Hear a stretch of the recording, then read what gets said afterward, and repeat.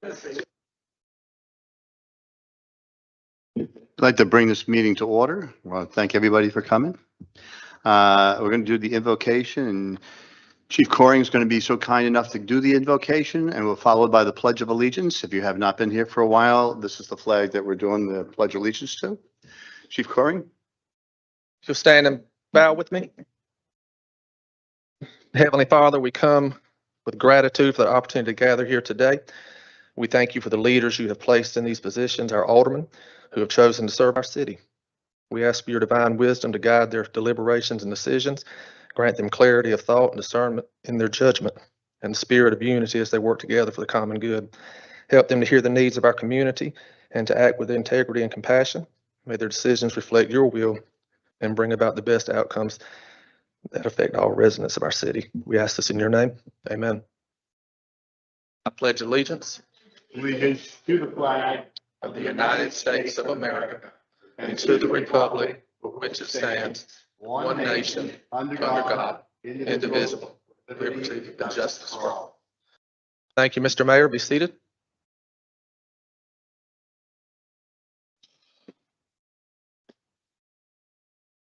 I'm going to start off with the ethics statement. If any members know of any conflict of interest or the appearance of a conflict of interest concerning matters on this agenda, please so state at this time. Not seeing any. Obviously, if one arises during the session, please just raise your hand. I will entertain a motion to go into public comment. So moved. Is there a second to that? There's a motion. There's a motion. I don't know what's going on. There's a motion and a second. All in favor, say aye. Any opposed? It's unanimous. Thank you very much.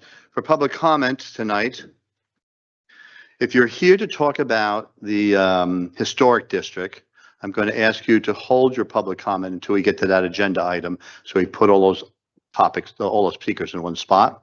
And so when we go into public comment in just a minute or so, it'll be about any other topic. If you've got any other topic, that's the time to go to the podium and do that. This meeting will be conducted in the appropriate decorum. There's a lot of noise out there in public and social media. Please, this meeting is to be held with that decorum, and so I know that you all will do that. And with that, Madam Clerk.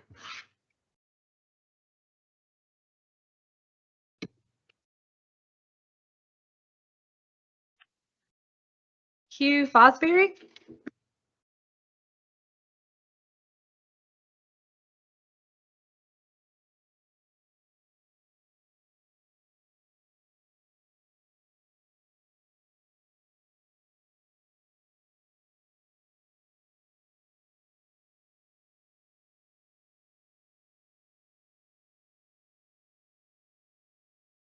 Is that working?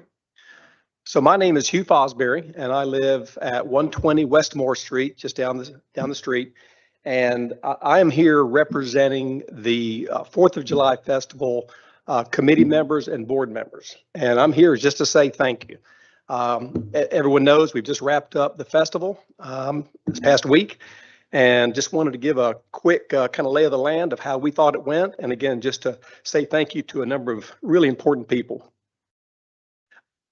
And I'm representing Lucinda Arnold. She's the president this year. She couldn't be here, so she asked me to attend on her behalf.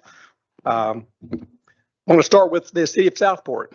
Could not do it, obviously, without the city of Southport's support and just total control of the event. The team with Elena Dale does remarkable things for the festival, and I had the benefit of seeing all the behind the workings of what they do, and it's remarkable. Obviously, Chief Coring, couldn't do it without him. Amazing. Chief Drew, same way. Tom Stanley, the Public Works, what they do after this festival, the night it ends, to get the city back in shape for the next morning. You wouldn't even know the festival happened almost. It's remarkable. I was out there at 1 a.m. after the fireworks, and it was a disaster. 7 a.m. the next morning, you'd never know what happened. It's amazing. So thank you. Also want to thank the multitude of sponsors and, of course, all the volunteers. We have 50 plus volunteers that work on this festival, and we couldn't do it without you. We're always looking for more. So anybody here wants to help next year, Love to have you. My name is Hugh. Just real quickly, we thought it was a successful festival. There were a few weather-related events to start it out. We had to stop our first band a little bit early, the Embers, because of the rain. Day two, a little bit of rain during the naturalization ceremony, but all in all, it was as expected, hot as always. We had good crowds, we felt. The security was amazing. I don't know if Chief Coring, you're here. Yeah, it was just remarkable. Security everywhere. On land, on the water, it was amazing. So great job there. A couple of events that are kind of notable. We started off on the Friday night, June 27th, opening ceremony, very successful. Next morning, the Freedom Run. This is the second year we brought this back. Over 400 participants in, there was a 5K, there was a 1K and a 5K that morning, started at 7:30 a.m. and that was very successful. Later that day, we had the 40th annual fireman's competition. Chief Drew did a great job with that. Very, very successful. Along with that was a Tunnel to Towers exhibit. Again, a remarkable exhibit. Expensive to bring in, but I think well worth it. On Sunday, we had the Gospel Fest. Madison took care of that and did a phenomenal job. He's an amazing singer, by the way. I didn't really realize that.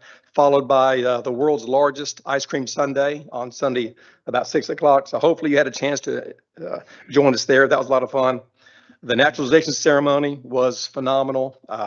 We had 55 candidates that were naturalized over from 28 countries. Very good. We had a kid zone. That was, we've had a kid zone before down at Taylor Field, but this one was kind of ramped up. We had a number of other events. We had a petting zoo. We had the Clicks of Confidence, the horses. We had a number of water events, slides for the kids, and it looked like it was very well enjoyed by everyone that attended that. We sold lots of shirts. They're still available. If anyone didn't get a shirt, this is what it looked like.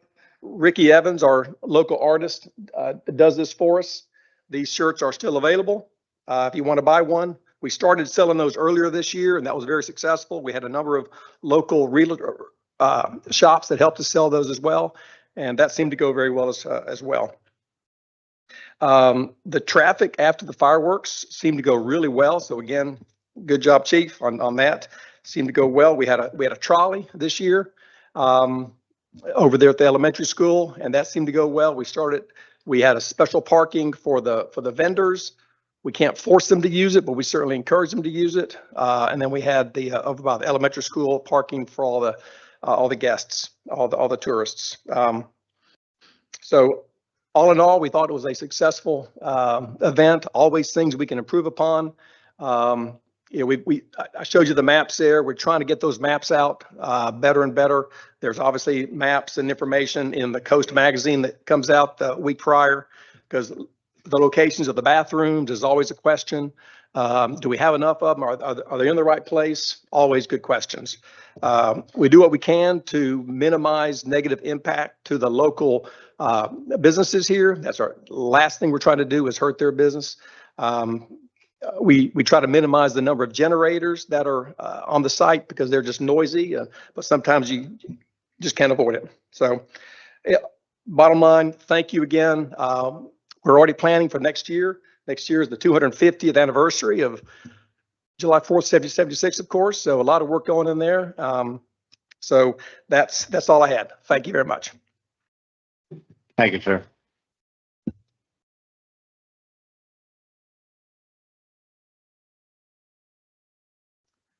The Davidsons, are y'all speaking on the historic district?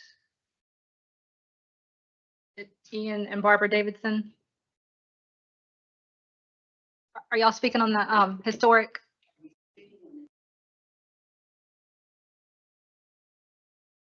Okay. Mr. Jim Brown, did you want to speak on the historic district? Yes. Okay. And then Miss Sue Hodgen, did you want to speak on the historic or something else? No. Okay. So Miss Sue Hodgen then.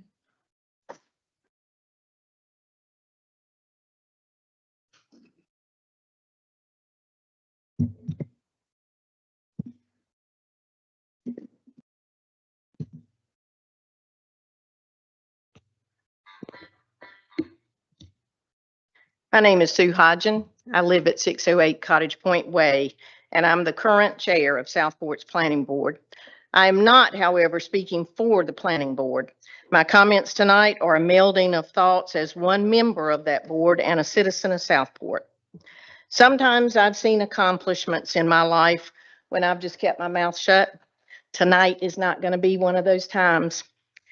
This past Monday morning, my application for reappointment to the Planning Board, where I've served several years, most of that time as chair, was thoroughly discussed and ultimately rejected, and there was not one reason given. One of the interview panel even had to recognize with an urging from Alderman Carroll, I did not say she was not qualified. No rational reason could be offered. Anyone who's not already seen it can watch any bit of reasoning fade and see, as was mentioned Monday morning, that my reappointment rejection was a setup, predetermined, a political retaliation, and that it smelled. It didn't pass the sniff test. Please note that not one other current board, committee, or commission member who applied for reappointment was rejected. Not one. If you didn't look through them, check those application packages, folks. Not one. And I'd note too that not once in Southport's history has a standing member of the planning board or its chair been removed from their seat. Obviously, it was meant to be a slap at me, a control, a gotcha, a punitive moment. But this whole round of appointments was also a slap to the whole of Southport. One of our aldermen used his Facebook page to solicit folks to call him if they were interested in being on a city board or commission, not to go to the city website for an application and apply. I sincerely hope it's not true, but one must admit this whiffs a bit of elected official involvement and cronyism. Ma'am, I hate to stop you, but some people may be allergic to that. Please stop spraying stuff in the room. Sure, I'll just say it instead. In truth, two of the three individuals that were appointed to the planning board Monday did not turn their applications in until the second round of solicitations. If these individuals stepped up, as Alderman Kelly stated, why did that step up not happen until the initial deadline had passed?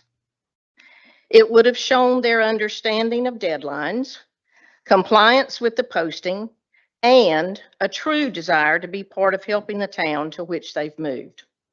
Spray. So, what may have caused antagonism of two of the interview panel so that they'd not include me in the recommendations? Was it that the liaison comment had been taken off the monthly planning board agenda starting in June? If so, let me explain to him, everyone else, and for the record. No board or commission in this town, to my knowledge, has ever put on its monthly agenda an item for liaison comments. Normally, a board inquires of a liaison from the audience if the board has a specific info inquiry. Our inclusion of it rather, was meant to be cooperation with the aldermen, a time for our liaison to give us any pertinent information from aldermen's discussion, any suggestions for our own subsequent discussions or action. After our May meeting, two different planning board members suggested it be stopped. Since no productive comments had been offered for several months, though we were all very appreciative of Mr. Lay's consistent compliments of the board's hard and effective work. I conferred with planner Mo Meehan, and she agreed that the elimination of the agenda item was in order. I sent a friendly text to Mr. Lay on June 16th before our meeting on the 19th and advised him of the change. In the interest of full transparency, let me read it. Good morning, Frank. I've asked Mo and Tori to remove your comments on the agenda for planning board meetings, since it's likely that all seats at the table will soon be occupied. Hope that's gone well. You can always let me know if there are comments specific to a shown subject that the Board of Aldermen would want brought out. Otherwise, we won't use and abuse you in that way. Call if you have questions or comments. Take care. That doesn't sound like an issue to me, and I didn't hear anything about it from Mr. Lay. So what else? Was it that our other liaison was told that she couldn't speak at a planning board meeting after she'd neglected to do so in public comment period, then wanted to interrupt the meeting later? We were following the agenda and protocol, just as public meetings are supposed to do. I didn't hear anything about that later from Ms. Kelly either, so I'm assuming that wasn't a game changer. Was it that Ms. Kelly's hands-down favorite, who she pushed from minute one for a seat on the planning board when the ETJ members were removed, was found to have presented false information on his application, claiming service on another municipality's planning board that never happened? Mr. Saldo confirmed that to be true in writing at my request to the full interview panel. Ms. Kelly didn't like that outcome, but with that disqualification, the panel, which included me and both current liaisons, reached consensus on our 3 selection recommendations for the alderman, and rightfully so, they did not include that gentleman. On the day of the alderman's meeting, January 9th, 3 hours before the meeting, when our recommendations were to be presented and voted on, I got a call from Liaison Lay telling me that he'd just gotten off the phone with the mayor, who said that one of our recommendations would not be named. The mayor said he wouldn't have her. He said, and Mr. Lay said he was quoting him, quote, "Not no, but hell no," unquote. And Mr. Lay told me, quote, "The votes are already there to stop it," unquote. It all had to do with a years-long corporate donation to the city, and the corporate had reconsidered it in its budget deliberations and declined to continue sending that money to Southport. This individual was an employee of that corporate. And this is credible information from more than one source in and outside City Hall. Succinctly put, the mayor used that corporate's payment cessation to retaliate against that applicant. They did not do what he wanted them to do, or as Mr. Spencer called it Monday, run with the agenda. The mayor called it a, quote, personnel issue, unquote, at the table on January 9th. It wasn't a personnel issue because we're not city employees, we are volunteers. It was his personal issue. He was called out on it, but that seat remained open with her appointment being voted down, sitting vacant until this application and appointment cycle spray. So please, folks, don't insult the citizenry further with yelling, flailing of arms, and saying phone calls were made, people showed up, this is lobbying, about Monday morning's comments. And then Alderman Davis saying, I've never known anything like that with calls to take place within this board since I've been on. Calls are made between the mayor and these board members. Always have been, always will be. Majority votes are predetermined. When discussion on me was wrapping up Monday morning, the mayor even slipped and said, and this is at the 1 hour, 56 minute mark in the tape, well, I'm not voting in this thing. So he already knew then that there'd be no split vote. The majority vote was predetermined, secure, a done deal. I was humbled and appreciative of my colleagues on the current planning board, a former board member and one citizen who was here to speak on another matter, who rendered public comment in support of my leadership abilities and administrative effectiveness.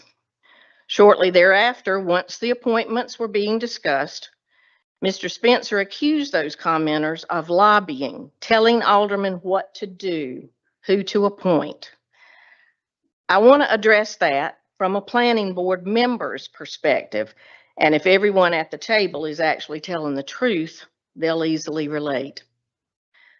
Does anyone at the table, indeed anybody in this room, remember when we went through multiple planning board and aldermen's meetings with citizens coming one after another to tell us how we should help fight expansion of Indigo, to tell us what we should do about conditional zoning, to tell us what we should do about installation of a gate on a subdivision, to tell us what to do about signs, parking spaces, rights of way, and the sale of land, to expound their support for our police chief and the campaign for the PD's use of the old courthouse.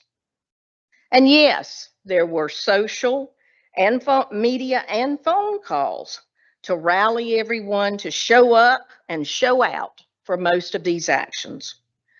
Would one correctly categorize all that as lobbying on behalf of those efforts? Absolutely yes.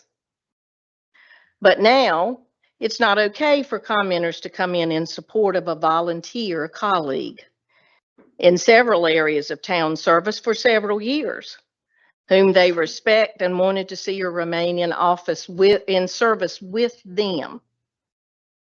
Alderman Spencer went off on those commenters and his fellow aldermen Monday morning, and once again, it was allowed to happen and continue until particular points had been made for public consumption.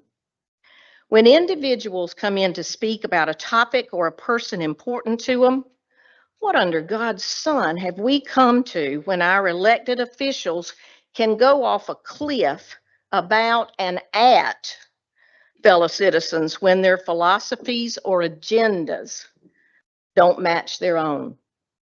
What does that say about the state of our city leadership?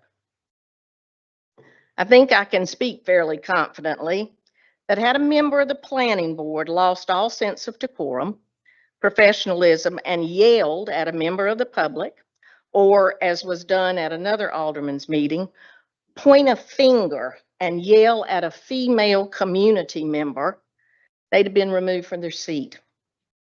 A proper thing to do, in my own opinion. There are other specific items on which I want to set the record straight tonight. Mayor, I think you'll like the first one, even coming from me. Well, maybe not all of it.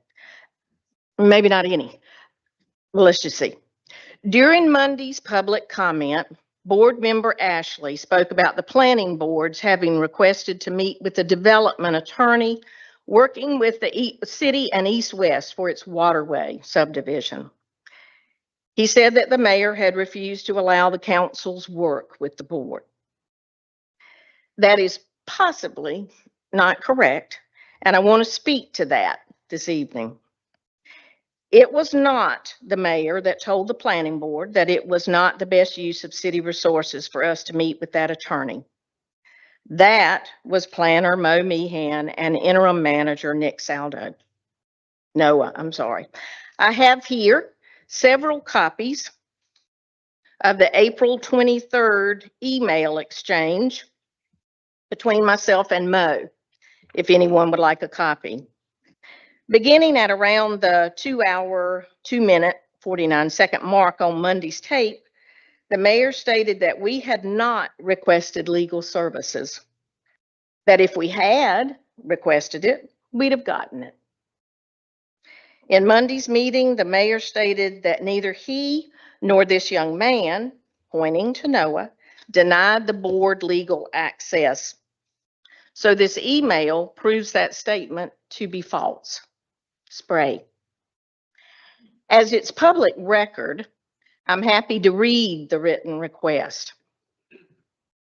On April 23rd, I wrote to Mo and Noah and blind copied my vice chair. Good morning, folks. At our Planet PB meeting last Thursday, it was asked if we could have availability to the city development attorney who's been working on the agreement for Waterway, previously Indigo Phase 2. Have we reached out to Mr. Terrell to ask if he can attend the meeting either in person or, for his convenience, virtually? Perhaps I've missed a copy on an email from our liaison, Frank Lay, regarding our request, so I thought I'd do a follow-up myself. Please advise. That was at 12:16 on the 23rd. Mo responded at 4:36 that same day. Hi, Chair Hodgen. I contacted Noah earlier this week to consider inviting Mr. Terrell to the May 2nd workshop. After discussing the merits and challenges of inviting Mr. Terrell to the meeting, we realized it is not currently the best use of our resources. Please recognize that this decision was not made lightly. While the development agreement is a crucial part of the big picture for the project, it is not part of the recommendation for the subject CZ application. We're happy to forward any questions the planning board has about the agreement or the project to Mr. Terrell. However, I cannot guarantee how prompt his responses will be, since he's been out of town since last week and will return later this week. I wrote her back at 6:29 that evening. Thank you for your response. I'm copying Kevin Lachlan as board vice chair, and since he was slated to be on the planning board's introductory discussion of Waterway April 15th, I admit to being confused. The Waterway rezoning application, along with the agreement, and the CZ text amendment are intertwined, as we all discussed and agreed last Thursday.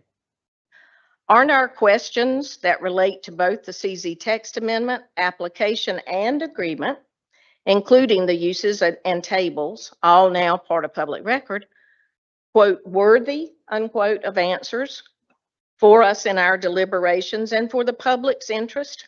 And if the planning board can submit questions to staff for forwarding to Mr. Terrell for his response, aren't we still expending city resources? Once again, the planning board has been given what is a big deal for Southport and pretty much told, quote, limit your questions, sign off on it, unquote.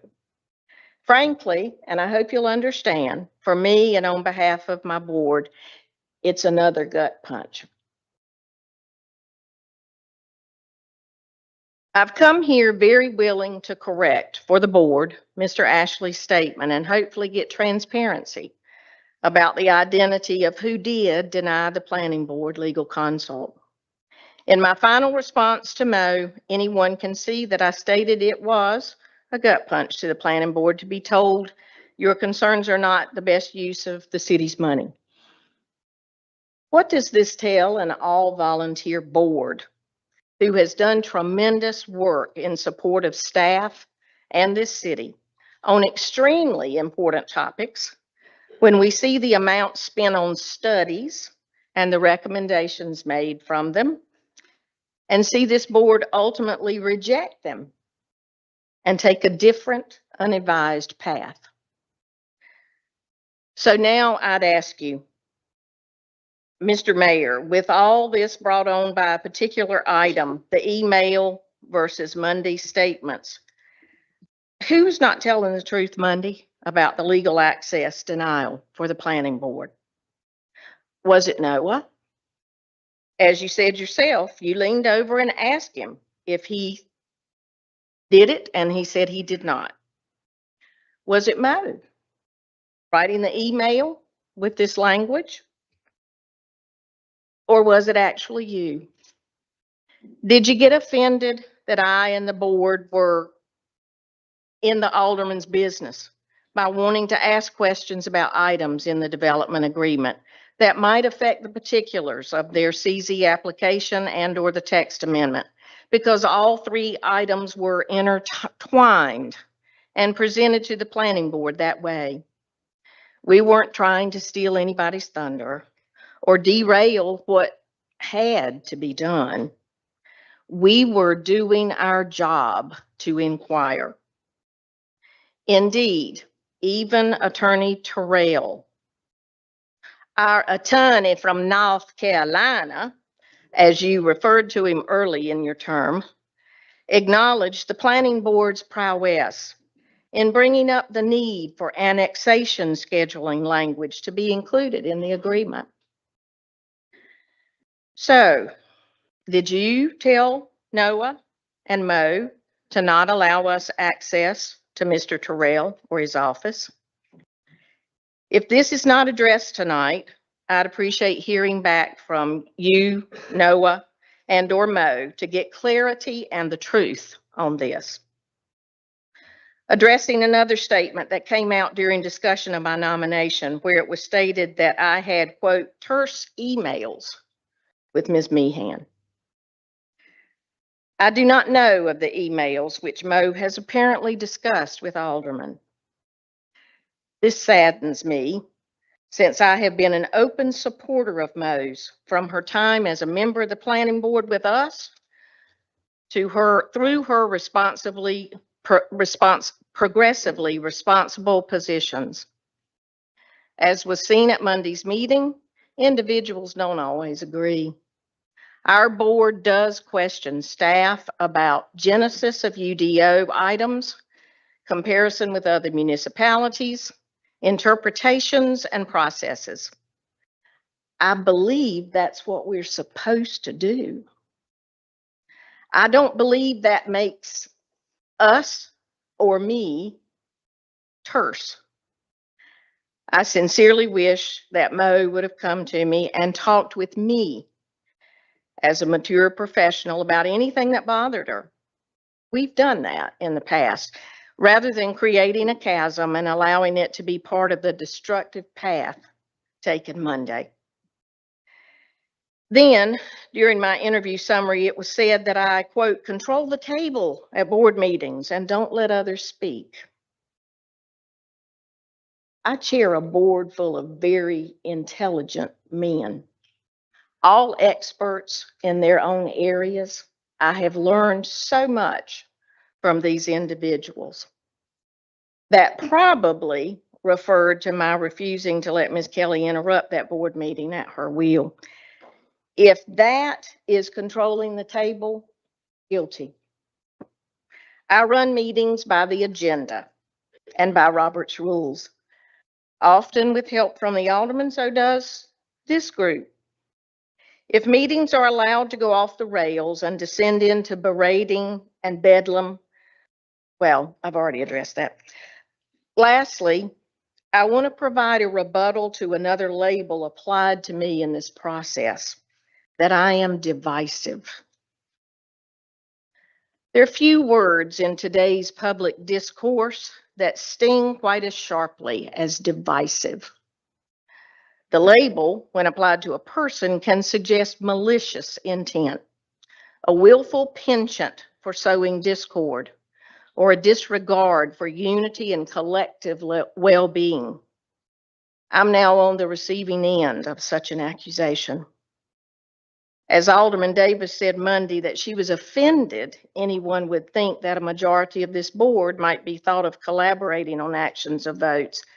I am offended that an elected in this town would describe me in this manner.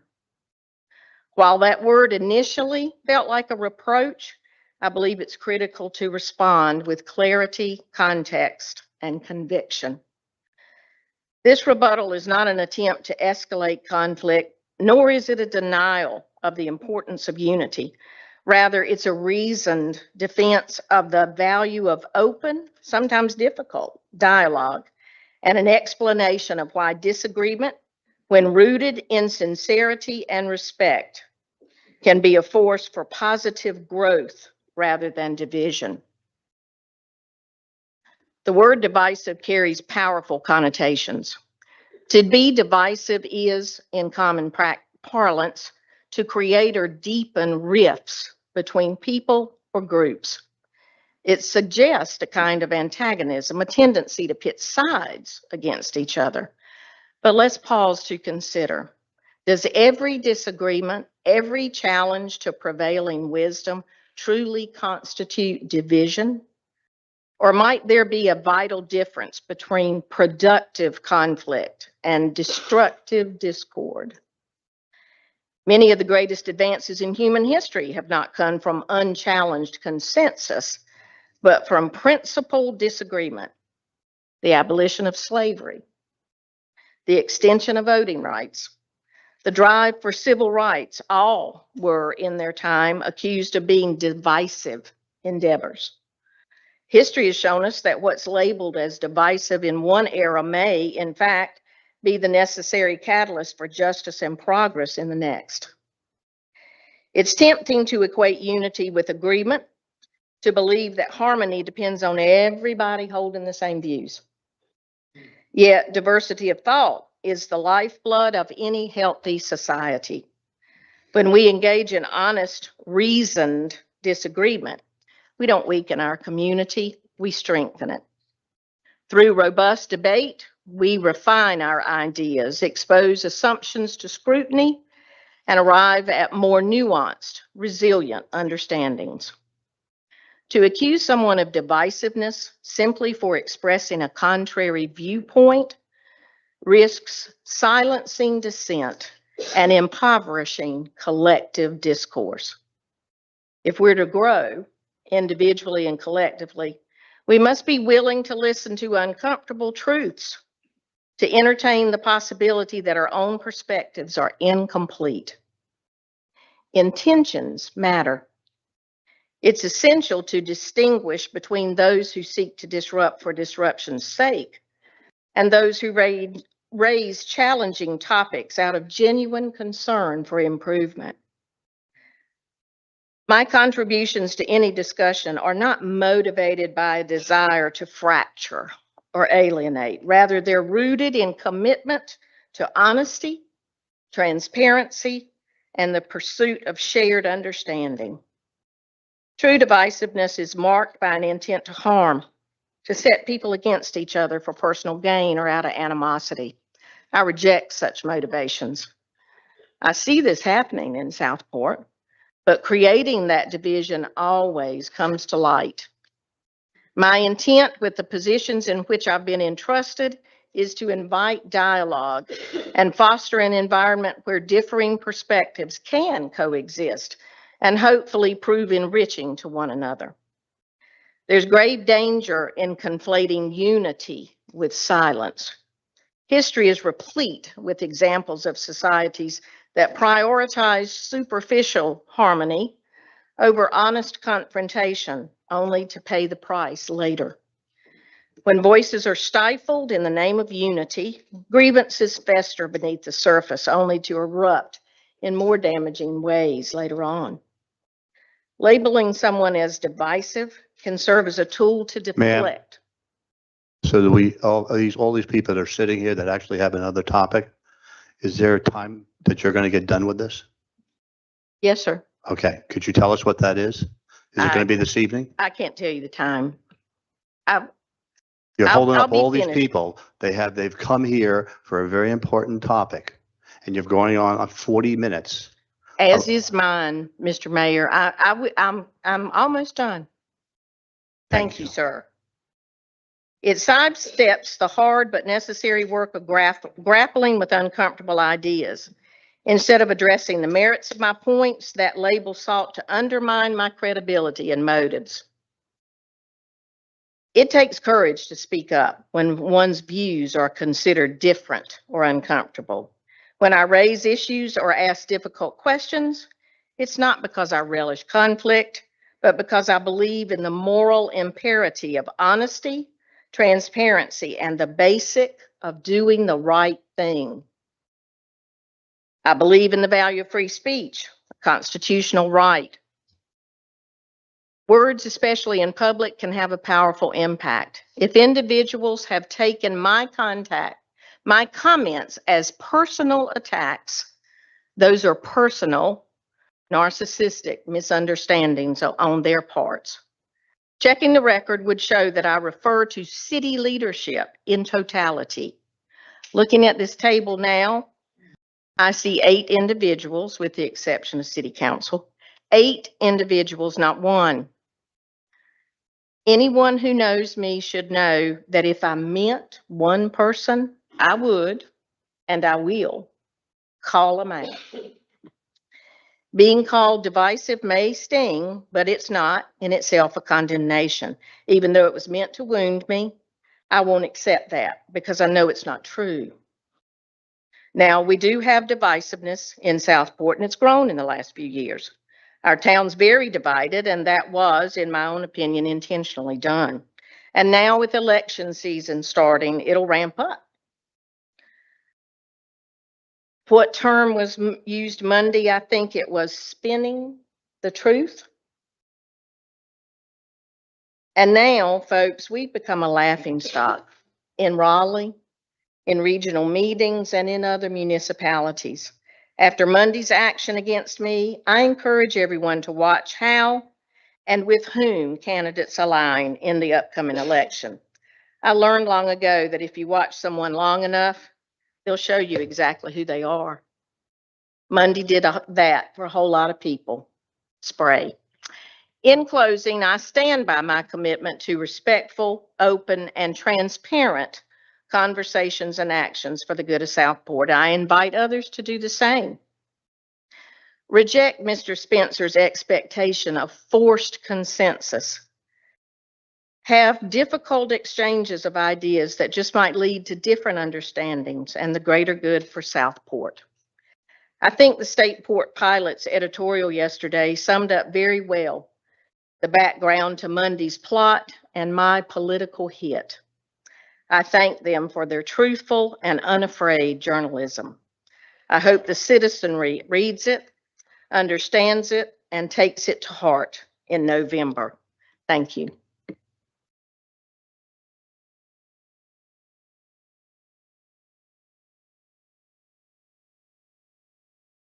Madam Clerk. I believe that was all. Was there anybody else that? I'm sorry? Debbie Barnes? But you want for the historic, right? Okay, so yes, then come on up, Ms. Barnes.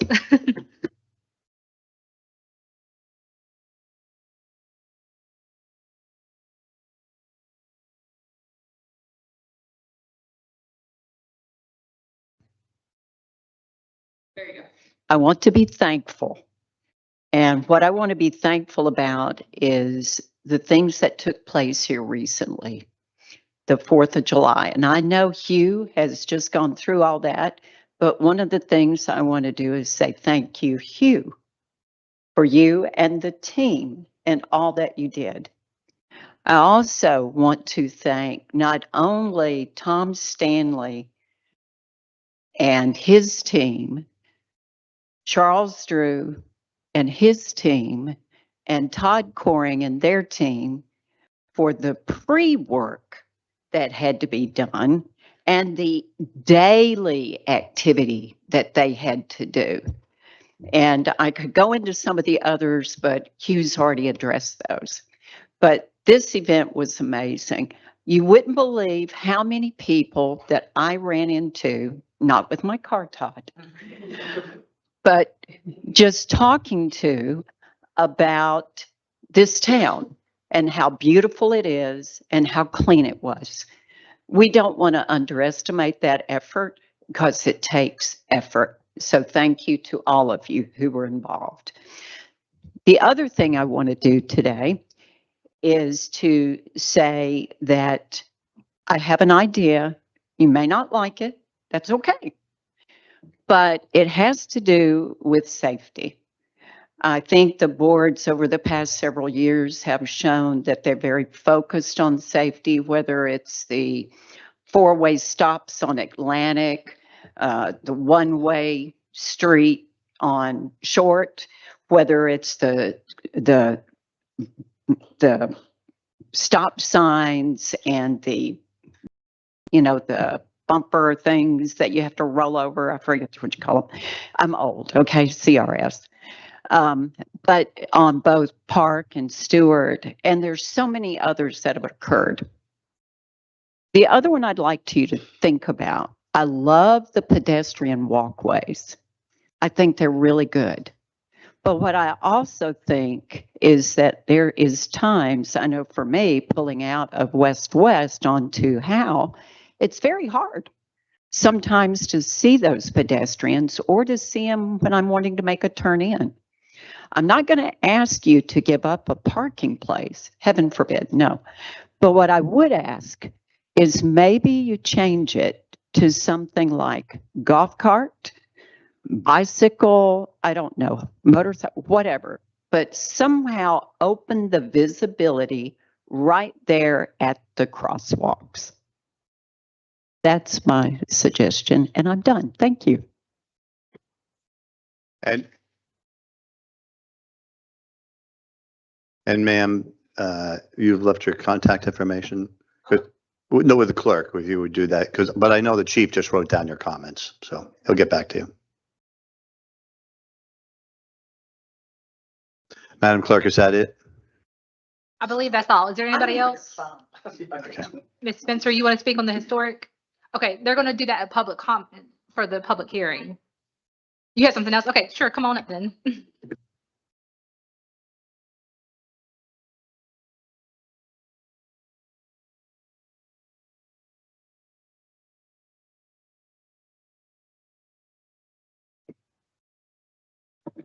Good evening. My name is Sandy Spencer. I live at 410 West Brunswick Street. I know there's no East Brunswick, but I've always called it West Brunswick. I live in the house that my parents bought in 1949. And I'll talk about the historic district. But recently, the city has removed the street light, which was opposite on the water side of Brunswick Street in front of my house, and replaced it with nothing. There is a new street light, I believe, up the street by the Creech's house at the corner of Brunswick and Short Street. And I believe there's another one down at the other end where Yacht Basin Drive comes in. But it's very dark in front of my house at night, except for the moon. It's been kind of nice the last few nights, but it is rather dark there. And it was always been my understanding that streetlights were to be every 300 feet within the city limits. That may or may not be true, but I would surely appreciate something being done down there. And I agree with Mrs. Barnes that something needs to be done at West Street's intersection with Howe Street. It's awful. You can't, between the pedestrians and the planters, and cars parked in front of the bank and in front of the shops there, you cannot see to get out. I've had near collisions on more than one occasion, and something really needs to be done. And perhaps it's time for us to think about a street light, a stoplight there. And as I said, I'll talk about this in a minute. That's all. Thank you, ma'am. The manager's taking down your comments again.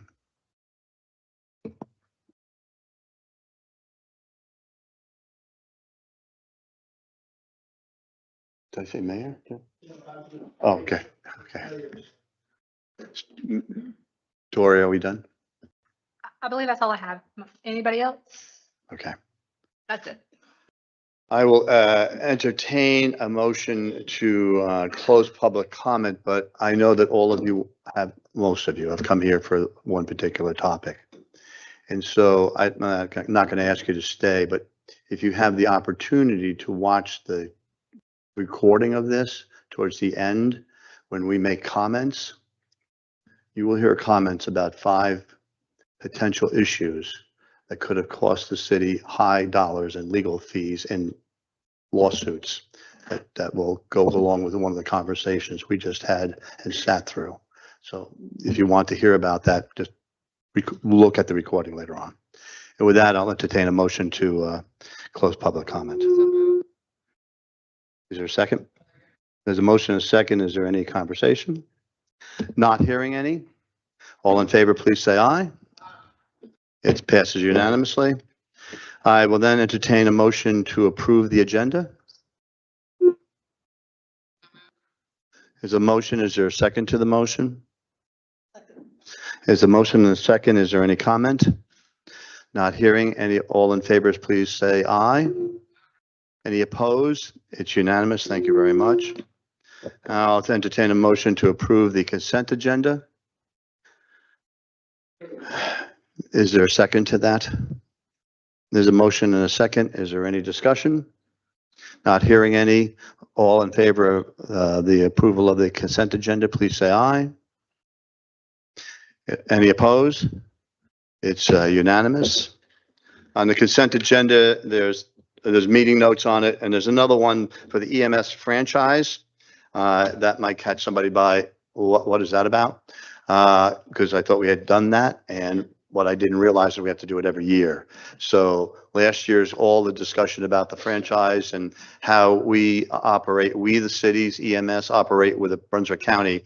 It's just the same document. We're just renewing it, that's all. So the next agenda item is a public hearing on the local historic district overlay. Oh, I'm sorry. I entertain a motion to open the public hearing on the local historic district. So move. There's a motion and a second. Is there any conversation about that? Not hearing any. All in favor, please say aye. Any opposed? It's unanimous. Thank you. Public hearing is now open. Mo, are you going to give us a little brief summary then, ma'am? Thank you. Yes, sir. Thank you. Good evening, Mayor and members of the Board of Aldermen. Tonight's public hearing is for case number ZMA 2502, which is a zoning map amendment to establish the Southport Local Historic District overlay. And prior to any changes to our zoning map, we have to hold a duly advertised public hearing.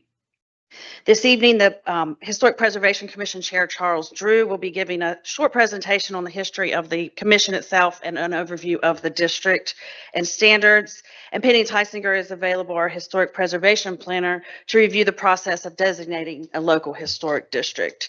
And following the presentation, we will all be available for any questions that you may have. So I will invite Charles up at this point.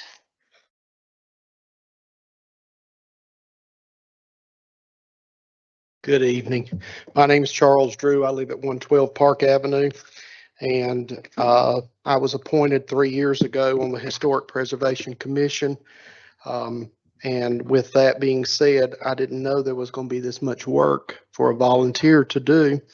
I didn't know I would be standing here 3 years later with this, but I appreciate the opportunity to speak this evening and give a history of the Historic Preservation Commission for this public hearing.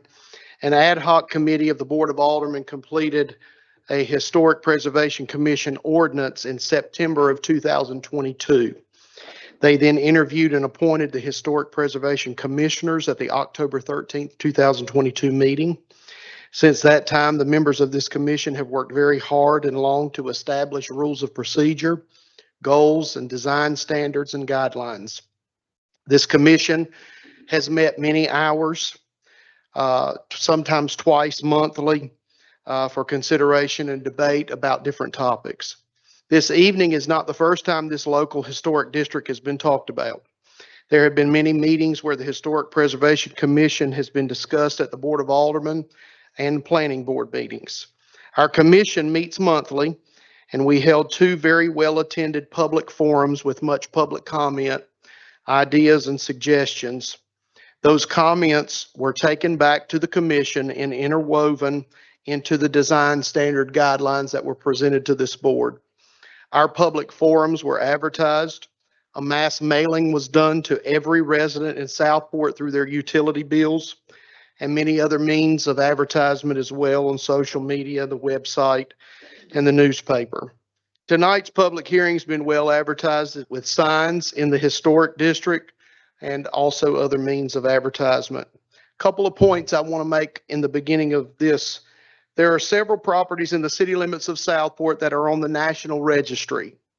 The National Registry is a great program, but it comes with no protection. No guarantee. In 1980, Southport had a historic district boundary designated in the National Registry Program. However, that designation does not give the city of Southport or any other organization any regulatory standing. For example, the oldest known standing residential structure in Southport is the Walker Pike House, built in 1800. It is just a couple of lots over from where we are today.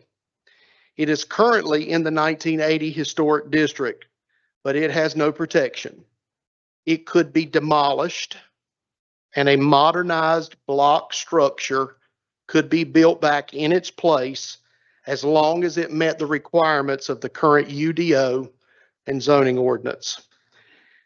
Tonight, this historic overlay district would still not stop the owners from demolishing that building if they want to, but it would stall them for 365 days and give the commission time to work with the owner to show them how valuable the historic character of that house is to Southport. If the owner still decided to demolish the house after the Historic Preservation Commission worked with them, showing them the value of the historic character, he would then have to adhere to the Historic Preservation Commission guidelines in rebuilding a new structure. The commissioners that you appointed are a slate of individuals that care about Southport. We have gathered feedback, ideas, input, and discussion. We've had many citizens to participate in this process. They've emailed us, they have shown up at our meetings, they've given us feedback about what they liked about the design standards, what they did not like. At the public comment or the public input sessions that we had in this building that were publicized and that were live on social media, every comment that was made, we wrote it down, we took it back to the commission, and we looked at each comment and interwove those comments and those ideas in the design guidelines. So our commission realizes that Southport belongs to the people. This is your city. Now, tonight, this process has been attempted in Southport under previous administrations and has failed.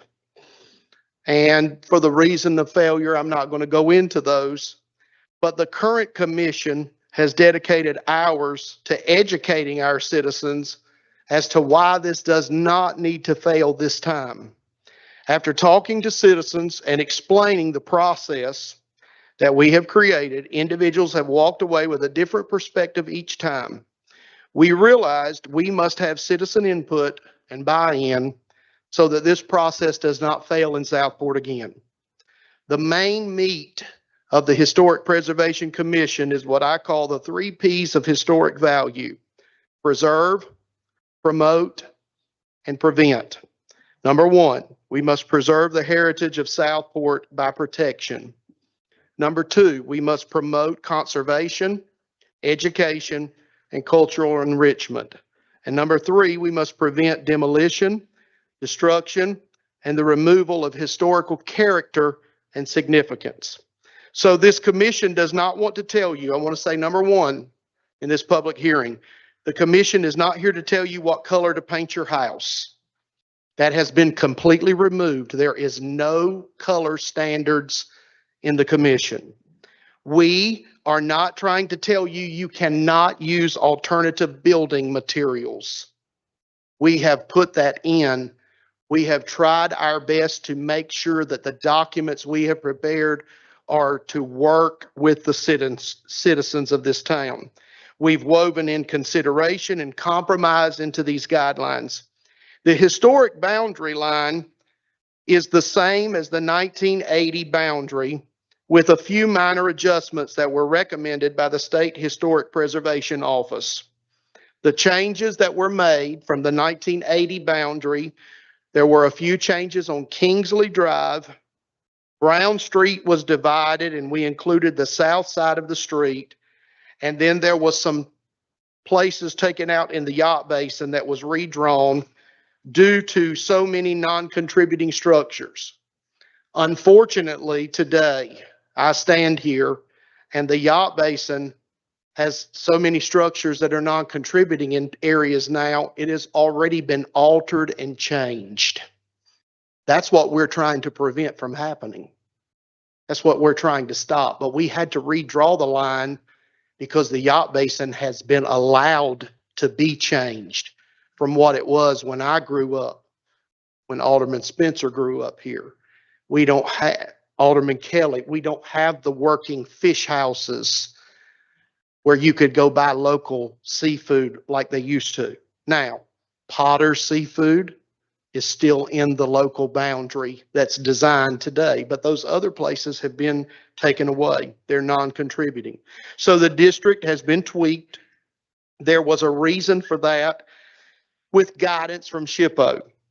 Also, across the waterfront right here, we had went out with the district in 1980 to include Battery Island, but the state Office of Preservation told us we had to stop the district at the high water mark because we cannot go further than the city limits. Those are the only adjustments we've made to the 1980 district line. The Historic Preservation Commission has worked diligently for nearly 3 years to get to the point where we're at today. The guidelines are a living, breathing document. We studied extensively many cities and towns throughout North Carolina. We have studied and compared historic standards, some that were extreme and some that were too lenient. We did not copy and paste. We designed a standard that fits Southport. Southport, as you know, is a very unique city. There's no other city like it in North Carolina or the United States. There is a Southport, Maine. There is a Southport, Connecticut. I visited a Southport, Indiana, but they don't compare to Southport, North Carolina. There's a Southport, England. The Southport, North Carolina is unique. It is different. It is not a carbon copy of any other coastal city or community. It has unique character.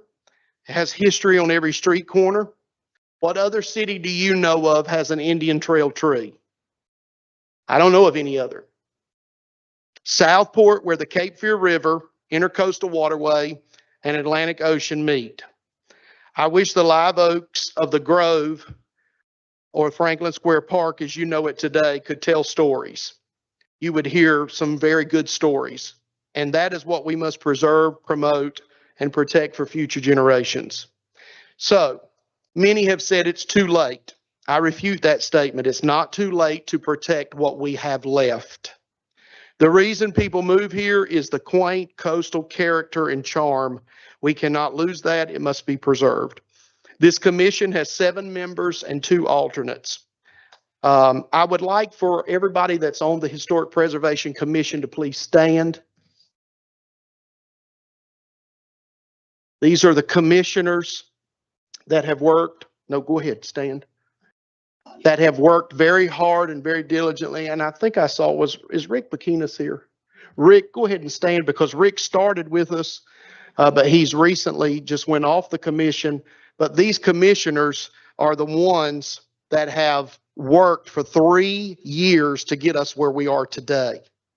Out of these, 2 members live in the historic district, and 4 of these members are natives of Southport that were born and raised here. We have several other members that are very passionate about this city. And I went back as the chairman to our first meetings that we held, and I just want to give you a couple of quotes. Bonner Herring is here. He's a native of Southport, and this is what Bonner said at the first meeting. He said, "These guidelines need to be beneficial to property owners, not a burden." I wrote that down because that's what our commission's about. Jim McKee is here somewhere. Raise your hand, Jim. Jim is a local historian. He lives in the historic district. He said, "The historical character of Southport must be preserved, and this commission needs to define that." And then I don't see Joanne here tonight, but Joanne Wesson said, "Let's keep this simple and promote historical character of Southport." We're not trying to regulate you to death. That's not what we're trying to do. The Historic Preservation Commission commissioners that you see have volunteered many hours to get where we are this evening. And I myself as chairman want to give y'all a hand.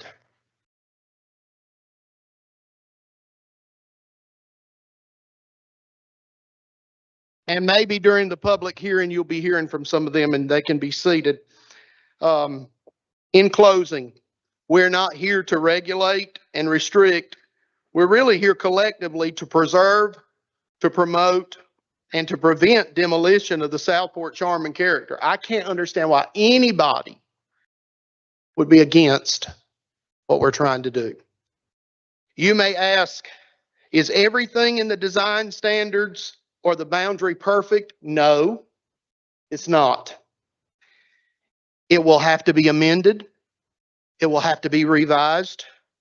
However, the future of Southport depends on getting this overlay district approved and this commission moving forward to protect what we still have in Southport. So if you're inside of the boundary, I just want you to understand you'll still be held to the standard UDO, building regulations, and other codes. This overlay will only add a layer of protection for historic purposes. I urge each of you on the board to vote for this overlay district. The Historic Preservation Commission has completed the task that we were given by the Board of Aldermen.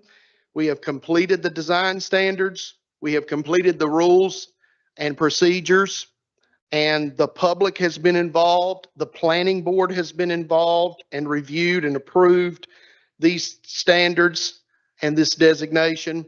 So the future of Southport is in your hands tonight. Thank you.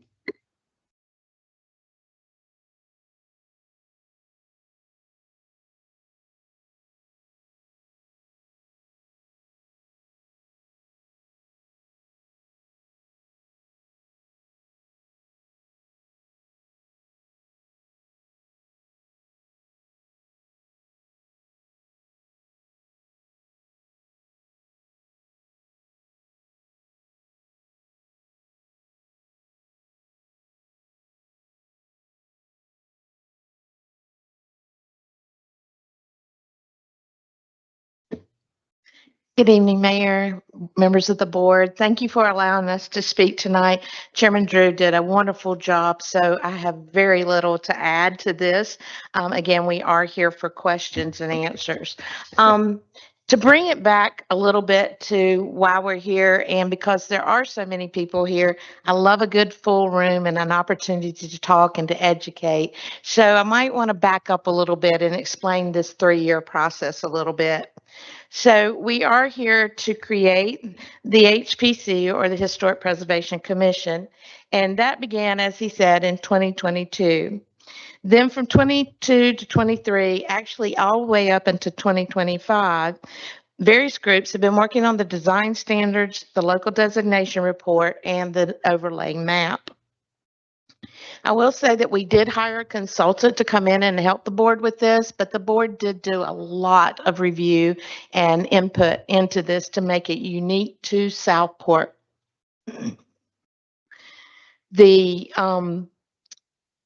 state then comes in and looks at what we do, and the state, he referred to it as SHPO, is the State Historic Preservation Office. And they gave us some great feedback.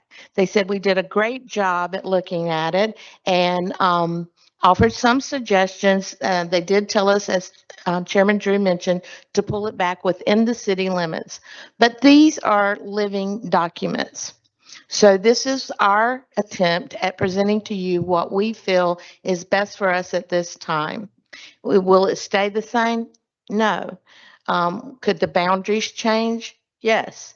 And so we will take feedback as we process and go through this and change it as it is needed. The Historic Preservation Commission at their June 4th meeting did make final recommendations on what I call the 3 areas that we're asking you to look at. 1 is the design standards, 2 is the local designation report, and 3, which is contained within the designation report, is the overlay zoning map. The planning board unanimously recommended it June 19th, and that brings us here tonight. So while tonight we are focusing on the element of the zoning overlay map, and again, I want to make sure that since so much public is here, your basic zoning still applies to your property. So if you wanted to add on, if you could add on today, you can add on after this is adopted. Always will building codes apply, always will your zoning apply. This is if you had a superimposed area over it that helps with the preservation of the historic element. It deals with the public views of property and the exteriors of the property. We're not coming inside of the house unless they asked us to. The comp plan that you are currently working on and the one we have now, one of the top things that this community wants is preservation of their historic area for multiple reasons. It is also moving forward in your current 50/50 plan that you're about to process and get out for publication for folks. So thank you to the previous boards and thank you to this board for jumping on that process. As you saw, it's not been a short process. And we hope that you will move forward with the adoption of this and we can get into business of working and educating folks and protect and preserve what we have here that's so special to us in Southport. We're here to answer any questions after the public hearing that any that the board may have. And I thank you for this opportunity.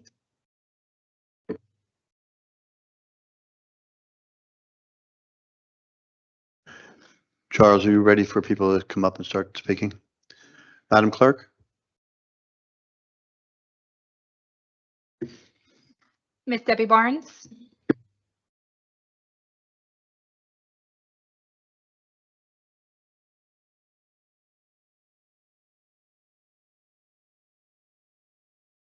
So Debbie Barnes, 425 West Street, and I would be in the overlay district. My home is not historical, but I am glad to live in this village and to be part of it. And to the point of what this committee's been doing is nothing short but amazing. The document, the thoroughness, I enjoyed reading it, believe it or not. It was great, Charles. You and the team, it was really, really good. If no one's read it, you need to. I do believe that we need to have a historical preservation, but I do have questions and I have things that I would like to get clarity or maybe some change of perspective on. One, as someone who's in there in the overlay district, at this point, I'm making an assumption, but you know what that assume means. So I'm going to ask it. Are we grandfathered so that if we are not in compliance in what's in these rules, we're not going to be expected to make any changes? And that's what I want to make sure of. And if we have things that we use, so for example, you'll need to correct the document that describes our house. The document says that we are painted, our house has painted wooden shake siding. That is vinyl siding.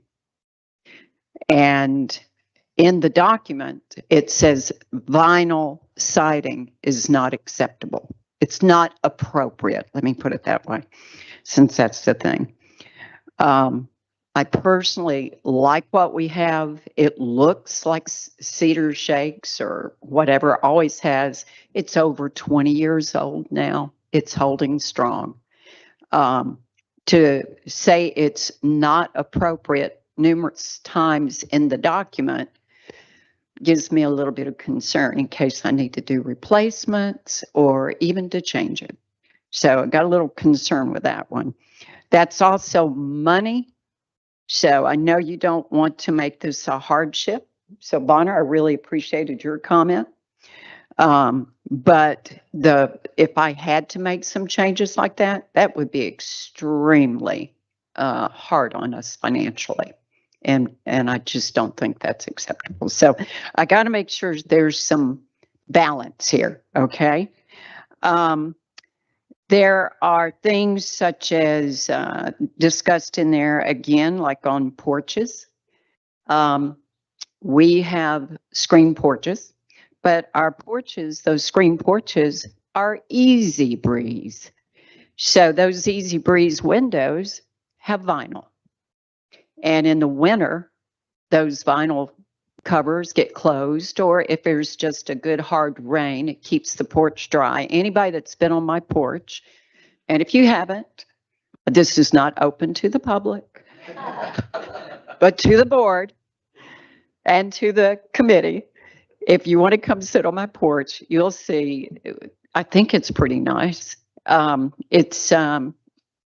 we close those, and I think it's appropriate, but your document would lead someone to think maybe it isn't.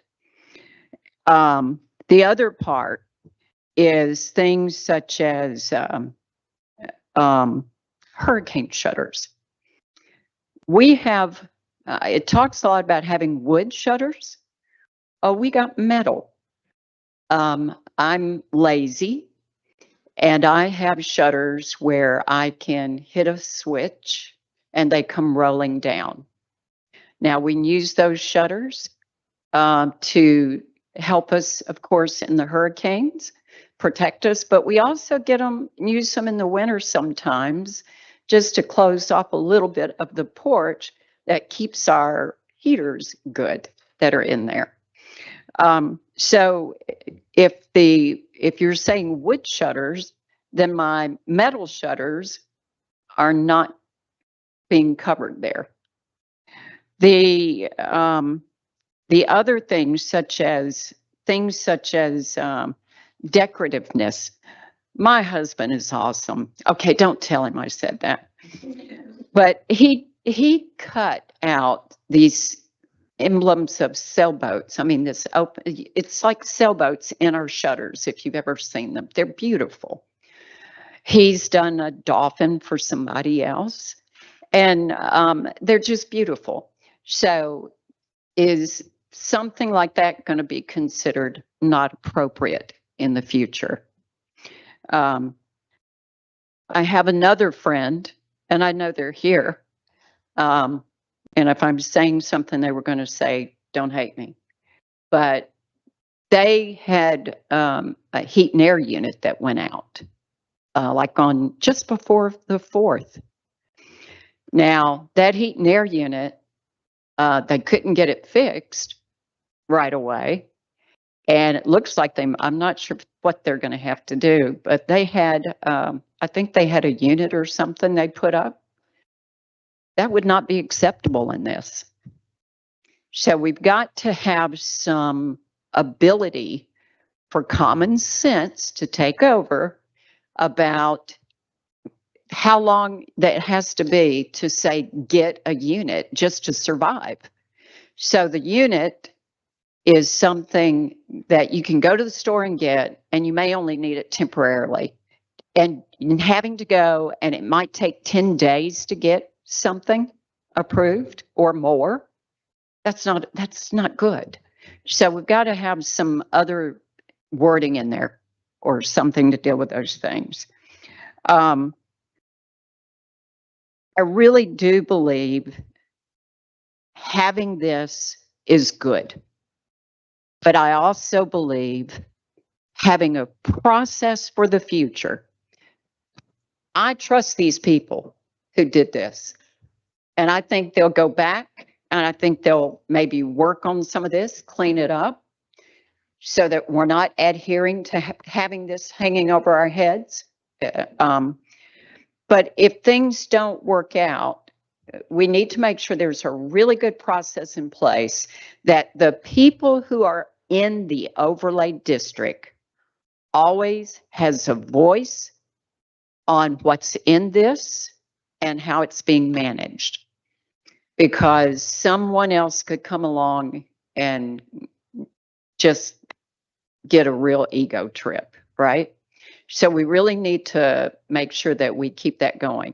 And I want to say, shame on me, because I did not know about all the work this group was doing.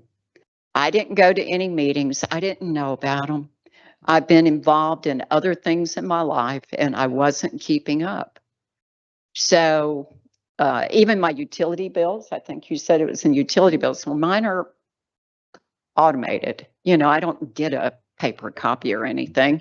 And until just a little while ago, when Bonnie told me, I didn't know you could sign up to get a notice from them about things that might be there. So shame on me that I didn't know sooner, or I would have addressed these things with you earlier. But I do agree we need to do it. But I do think there are some things I'd like to see so that it's not going to be a hardship. Thank you. And way to go.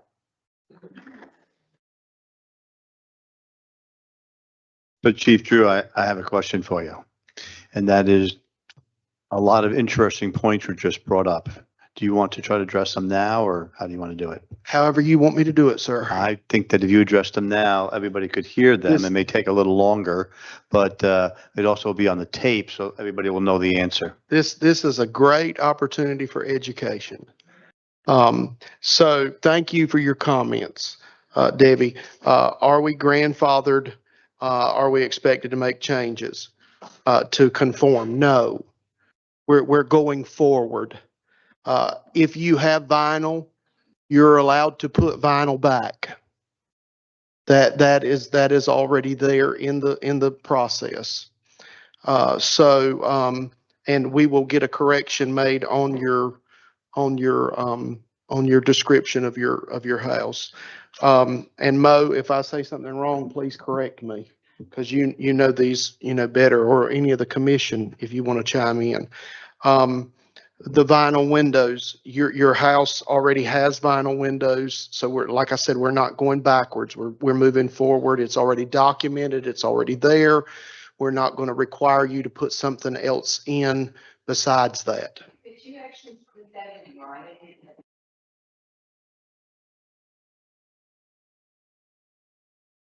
How are we going to answer that?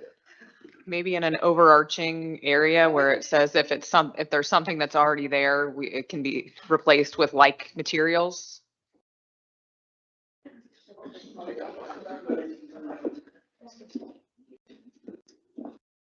So you're asking if we could have like a statement in the document stating that we're not going to retroactively ask you to go back to. Actually, yes. If that is already in the document. Yes, ma'am. Yes. That was one of the biggest, that was brought up many, many times, and we made sure, and the commission rather made sure that if you have existing vinyl, that you can replace it with the vinyl now, if necessary. Yes. Okay. All right. And then another thing is that, and Mo, correct me if I'm wrong, we're looking at streetscape. We're not looking at side yards, your backyard. We're looking at streetscape. That's what we're trying to keep that in mind. Of course, I know your house is unique. I understand that. Right. And I didn't catch, I wrote it down, the decorativeness, that's not going to. Right, and the AC unit, what was, somebody put a window unit in? Right, and I think that it states that when. Right. So, does that answer your questions? Okay. Chief, would,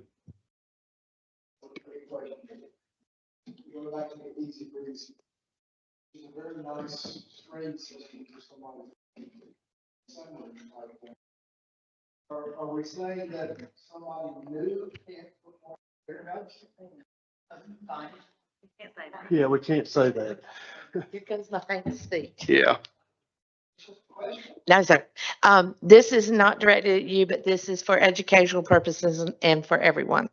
So the Historic Preservation Commission is a quasi judicial board. And for those who may know, but those who may not, that's kind of like a court. So it's not a legislative process. For us to say whether you can or can't do something is just doing an injustice to you. Anything you propose on your individual properties would have to be, we can talk standards, we can talk generalities, but your specifics would have to be done at the formal hearing before the commission, where you're given an opportunity for fairness and equalness, and where you present evidence and testimony from people with standing to, and then they will take all those things into consideration and make a decision. So it's hard to say one section of this standard, will it apply, will it not apply? They look at everything that you're trying to do and then make a cohesive decision to be able to get it. So that's part of my job, is to always to remind the commission that, you know, we can't have ex parte communication. In other words, we can't talk about it outside of the hearing. We can't make promises of what will or will not happen. Everything has to happen in that hearing. If that makes sense. Chief, will this document eventually have a word search on it? Are we working that? So if somebody wants to find out what's the story on vinyl, they don't have to look through 500 pages to find it? It should be when it's, yes, it should be on Unicode, so it will be, yeah, Okay. you'll be able to search it. Yes. Thank you. In the document, is there a word, a definition of appropriateness? Yes. And I will just say now again, and I did not mention this in my presentation, all of these documents are online and have been on our website. And you can come by the office, we can discuss them, we can talk about it. And if you need a hard copy, we can provide you one there as well. So when I say that, that's the designation report, the standards, and the overlay map.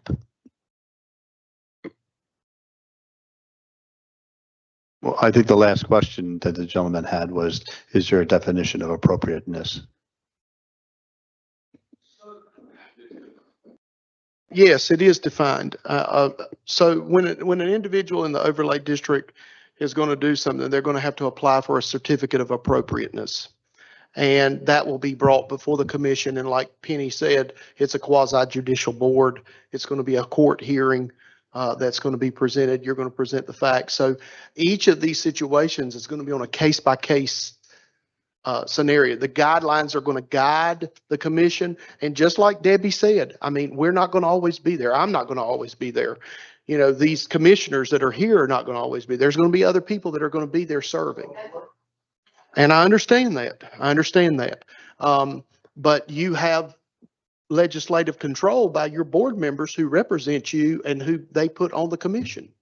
So that's your alternative of who they appoint to the commission. And can I also say, I'm just going to interject, that there is an appeals process. This isn't an absolute, just like there's an appeals process for the planning board. The Board of Adjustment serves as an appeals process. So I think it's important to know that as well.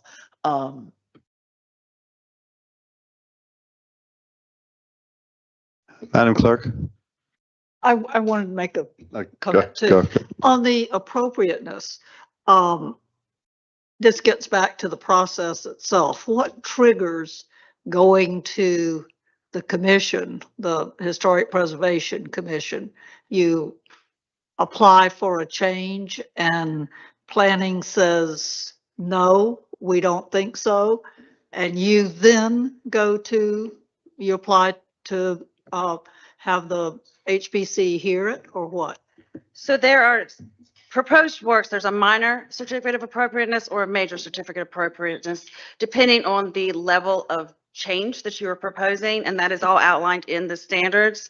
So if it's just normal maintenance, just some repairs, the painting or putting in one or two plants in your yard, those types of things don't require it. Some smaller things for a minor is just a removal of a fence, or that would be a minor. So that's going to be administrative, and staff will take care of that.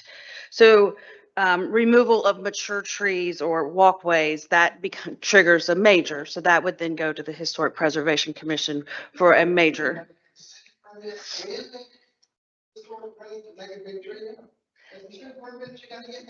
Yes, and the tree permit is free. So, this is another, yes, there is definitely an extra step. I have another question.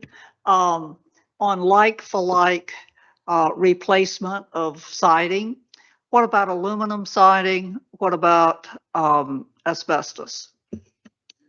Asbestos was not specifically mentioned, but if you go to standard 2.29, it specifically says the use of vinyl or aluminum siding is not permitted.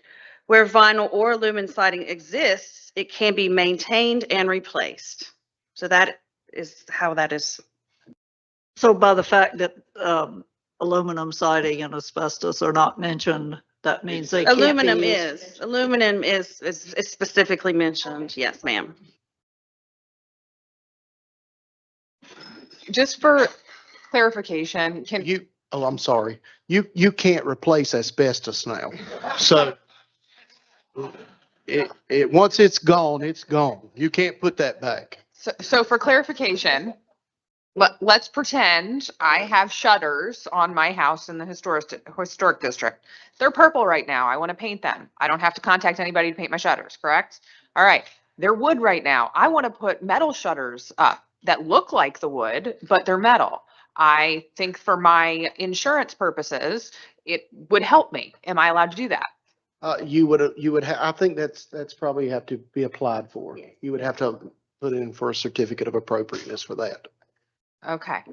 Yes. And then as far as the rest of the city UDO and all that, there's nothing else with the city UDO that then just becomes Historic Preservation Commission that I've got to go through for changing my shutters from wood to metal. So again, as I mentioned in my presentation, nothing changes from your other levels of regulation that are on your property. So if it's something perhaps that triggers a building permit, you would still get a building permit. Doesn't apply whether it's in the historic district or not. Same with asbestos. If you touch asbestos, you can cover it by building code, but once you touch it, then you're brought under a whole different standard under the building code to have to remove it. That's not implied by the Historic Commission. That's just, we're going to monitor it closely and work in conjunction with the Building Inspection Department, who will have regulation over that. Okay, thank you. Sir, did you sign up, sir?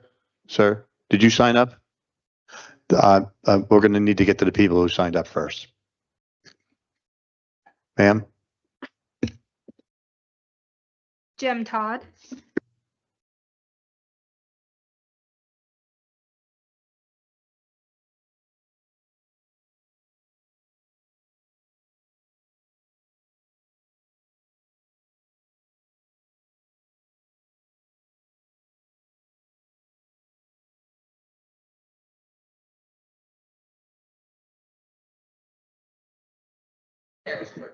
All right.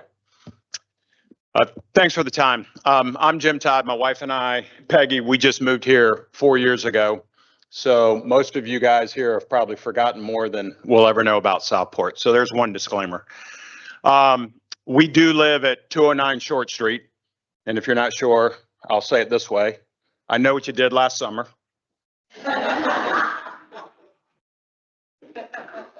So I got that, right? And then I had a couple comments, and another disclaimer here is I've spent all of about 45 minutes going through the rules. And then I hear you get up here and talk about 3 years, and I see the folks standing up and things like that. And I'm like, I hope I really say something brilliant as I walk up here. And as I'm standing here, I realize I'm not going to have a lot of great things to say, but I do have a comment. So everything that you said, I thought was really good. Part of the reason we moved down here is because of Southport, because of the historical district, because I know what you did last summer, and we love it. When we redesigned the house, we did our best to do that. We own another house at 424 West. I'm not even sure if that's in the zone, but we just renovated the front porch. And for those of you who've seen it, we purposely did it to make it look maybe like old Southport was. So I'm totally for all these things that were there. The major works I think are outstanding as I've gone through it. And again, I have 45 minutes of work behind me on this one, not 3 years. So, but then I went through the minor ones, and I do have a couple questions that kind of came up, I think, from Debbie and Buddy and from other people that brought it up. By the way, don't change your front porch. So that's very important as well. I've wasted a lot of my last 4 years on that front porch, and I plan to do it again. So on the minor side of it, there's 22 of them that are in there, and that does get a little concerning. The only thing that would be worse than having not enough regulation is probably too much, and I don't think we have, because I think we've spent the time, and the folks here certainly know more than I do about that. But then as I read a couple of them, and I think you said on the front street and the view of where you would see, I saw a couple of the regulations that said also in the side and the back about removing gardens, about damaged trees and things like that. So that comes to a question of what ultimately happened and who has the authority. So if something were to happen where it says you cannot remove a diseased or damaged tree in the side or backyard, so that's not visible. So if a storm comes through and the tree is damaged and the bush is damaged, and I say I need to pull it out, number one, do I need to get approval for that? I think the answer is yes, which in of itself isn't a bad thing. And then what if somebody comes out and says, we don't think it's damaged, or it's we don't want to take it out, or whatever that case may be. So I'm not sure what the process would be for that. Or does the board come out and say, yeah, it's not damaged enough, we think you need to keep it and it stays. So minor issue here. Once again, I started with my disclaimer. I'm probably not going to say anything brilliant, but 22 minor, I think they're called COAs. I just want to make sure that number one, we're not overdoing that. And number two is, what's the resolution process if homeowner and the folks that come out and take a look at it disagree? Thanks. You're good.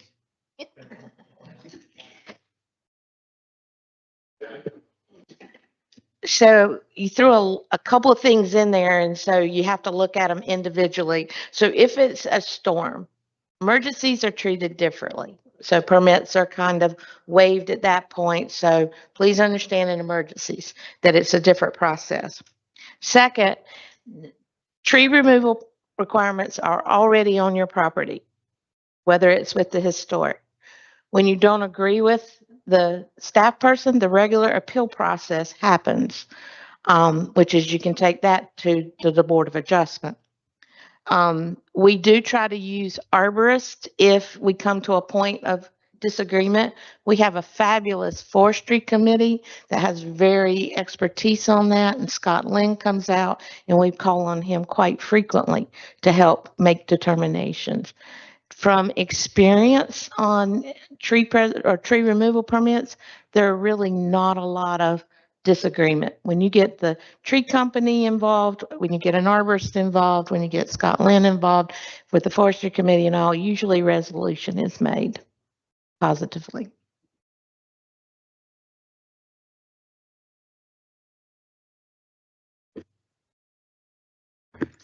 Mr. Rich Bandera.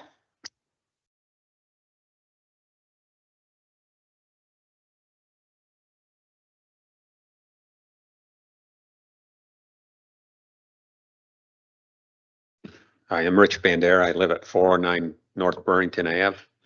On the historic guidelines, I guess I've got 4 topics I'd like to talk about, but I disagree with the yacht basin being excluded out of the overlay.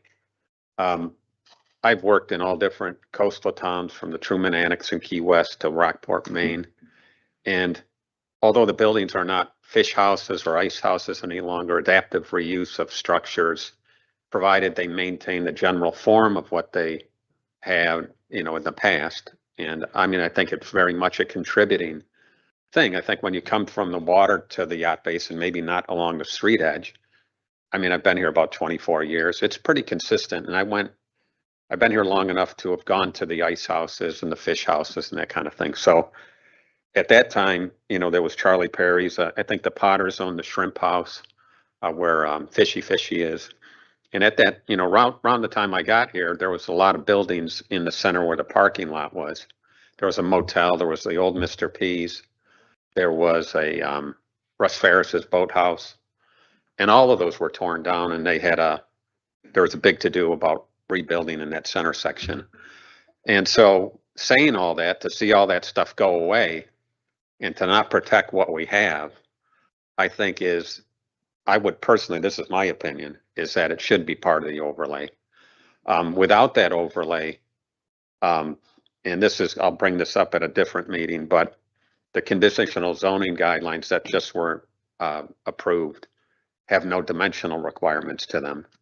And that could be used not only where those older structures are, but in the entire parking lot. So I don't want to get into that whole thing tonight, but I would respectfully disagree with that opinion on that. The second point is I think some of the guidelines are a little bit excessive. The previous speaker talked about the minor certificate of appropriateness. And there's one specific item that I kind of gravitated towards, and it's under the site and setting portion of that. And what it says is that you cannot plant a tree, you can't put plantings in a non-visible rear yard, a part of the site that nobody can see other than you. And you need to get that certificate of appropriateness. It's on page 150. So I think could be, that's a little excessive in my mind. The other one, page 155, the timing of the certificate of appropriateness. They try to do their best, staff tries to do their best to get it out and approved, but they have 180 days to issue it, which is 6 months by the time you apply, by the time they have to technically reply back to you. So I think that's also just way over the top. And the last item, and I brought this up, and they're gonna get sick of me bringing this up, but on page 179, there's the local historic district that's been identified by the yellow line in the mapping. And on this other map, there's an amended area that extends up to Leonard Street. And it's considered a historic overlay amendment. And I've questioned that language of an amendment from back in December to in January, in April of the minutes that are in your package. Nobody's gotten back to me on what is the definition of what that means? Does that mean that you can expand the overlay into that area? Because if it doesn't, that's all I'm asking. Does it mean that? And I've never got an answer on that. And I would assume that's what it does mean, but I'd like it kind of spelled out clearly in the guidelines, because it would impact where I live. That's pretty much it. So those are I think, big picture, I think it's a great job what they've done. I think these critiques, I guess, are fairly minor. So thank you.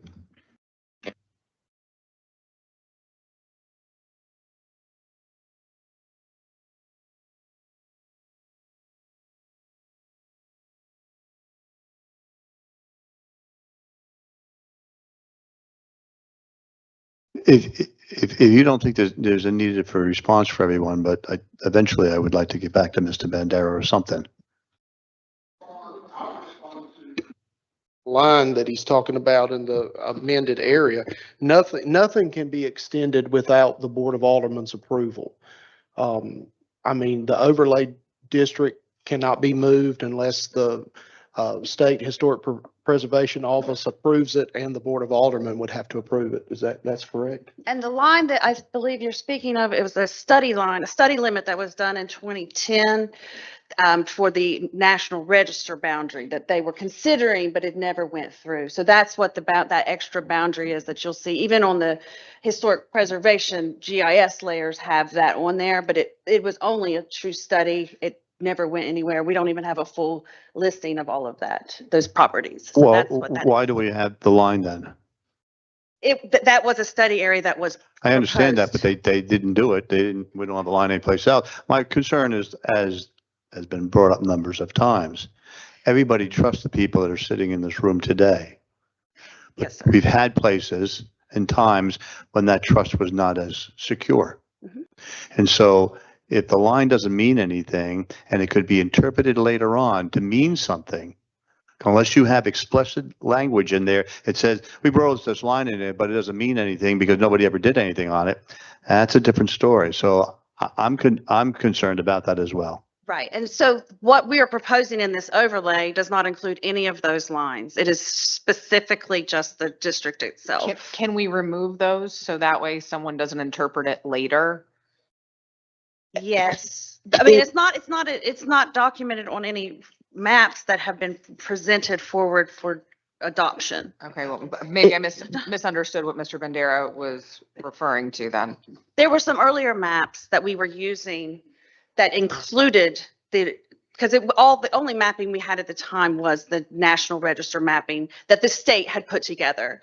So those study boundaries are automatically on their list, on their maps. Is there a way that we can just indicate in some manner, shape, or form that this is really not relevant to what we're talking about now? Because obviously it's a concern. We need to make that concern go away if possible. It's not part of the overlay district in any way. Okay. So the documents that we have that eventually we would vote on, I assume next month, do not have the yellow line on them. That's correct. I see on page 171 of our packet, page 37 of the historic district, there's a map that has a green outline that says Southport Historic District Boundary Amendment.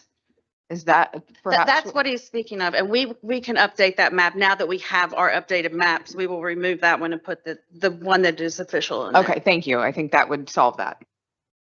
And the other question,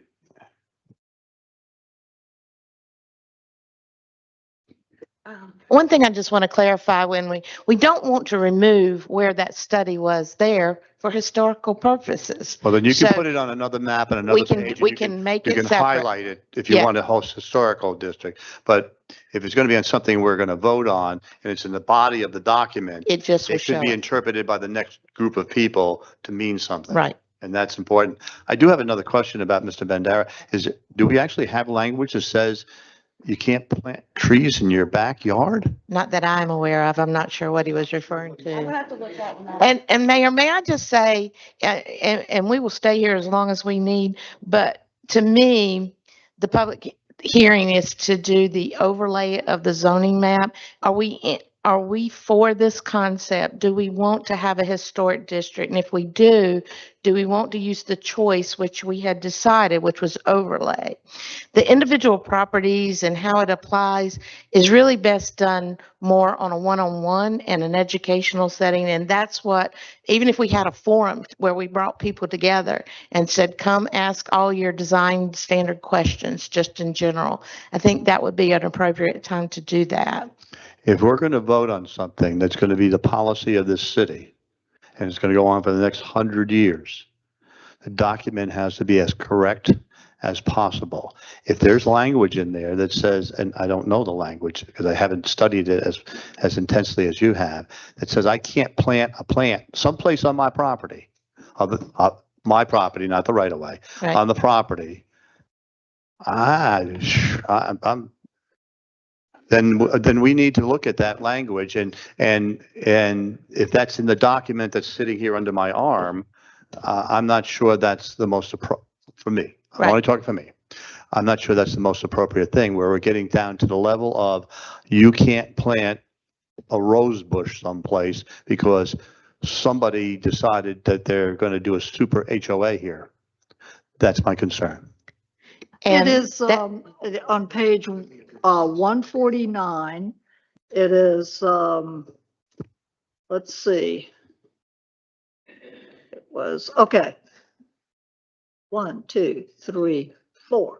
Fourth item down, removal or planting of trees in rear and non-visible side yards requires a minor COA.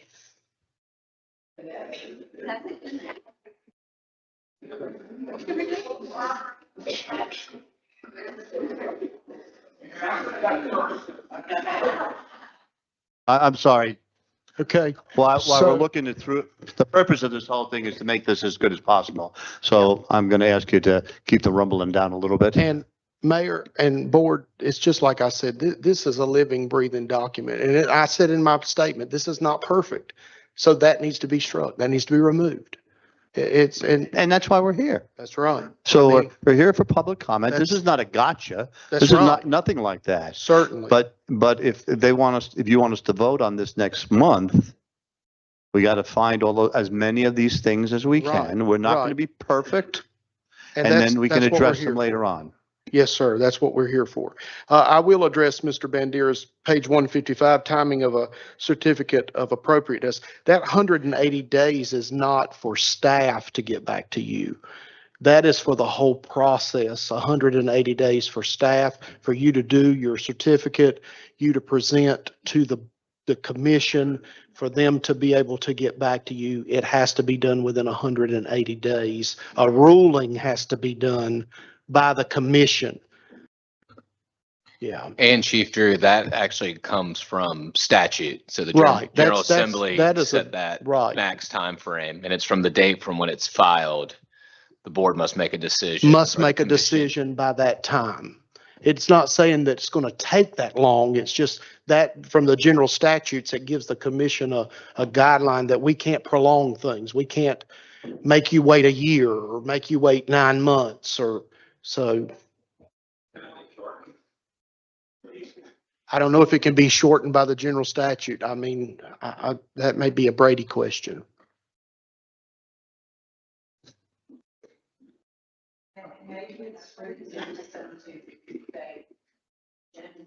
Madam Clerk, next person. Okay, now Mr. Jim Brown, you come on up.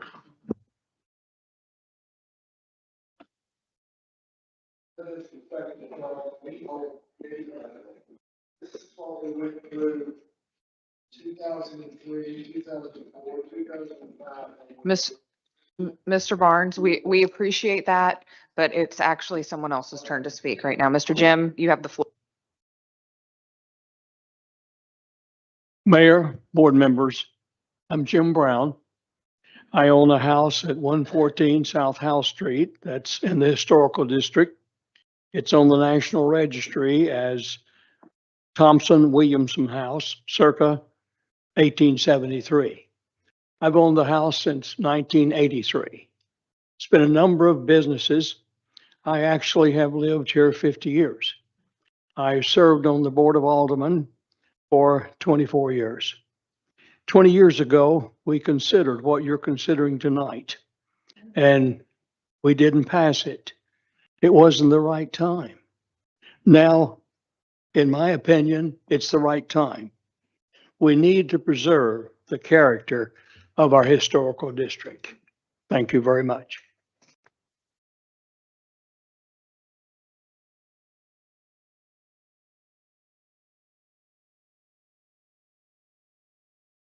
Miss Jean Johnson.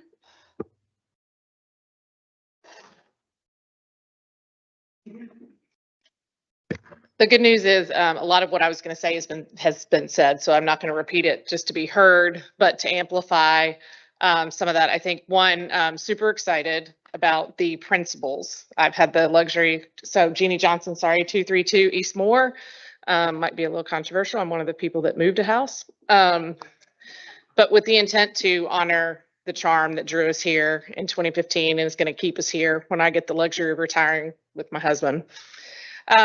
A couple things is really who isn't getting clarity. Like Debbie, I'm going to say shame on me. Had no idea this has been going on this long and pay attention to the mail and still missed it. So we did get the notice of this public hearing and have been reading the document and asking a lot of clarifying questions and also enjoyed reading it and the history. So that was great. But I think getting clarity about who's included and who's not and how that's going to be governed going forward. Also echo Rich's comment about the yacht basin. Technically, it's not like it was, but it's pretty close. And is it something we want to preserve today? So let's not let a few lines and get back to those principles. I think the ongoing governance about what are the new standards and new interpretations. I think that table of the minor and major is great. I think the process flow is great. It's a long list of minors. So I think you've heard that. So check. And I think more about the governance of that. When do those get publicized? What's the process for the residents to have a voice to make sure we really understand? Because you're not going to always have a big public hearing on all these pieces. So what is that process for notifications that we know people are receiving it? I don't know how it was missed. It sounds like y'all did everything. I work in the communication business a lot, and shit gets missed. So sorry for the language.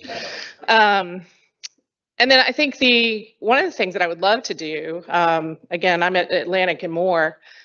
What are some of the additional actions that the city can do to partner? Right now, we're talking about the burden on the residencies. But one of the things I really liked, I liked the clarity and the principles. But I think one of the things that really got my attention was, and especially with the ongoing work around utility wires, burying them, the really big boxes that are on really prominent places. One of the things in the standards was utility wires, including power, telephone, and cable, should be placed underground whenever substantial construction takes place. Above ground utility boxes, fixtures, and equipment should be in inconspicuous locations and should be screened from view. I also have a Tupperware cover in front of my house because we've got some old plumbing and we don't want to leave it. And the ability to plant something to hide it is a restriction. So I think this is one where the city and the residents have some work to do. The street is terrible. Love the treescape, but the street is terrible. There's grass all over the place. So my story is if we're going to do this, let's go all in and really make all the pieces work. So happy to share part of the burden to preserve our history. But I think there's a lot of what's in here that is the city's partnership that we need to make sure is proportionate to what we're asking the residents to do. So just ask that to be considered as well. Thank you.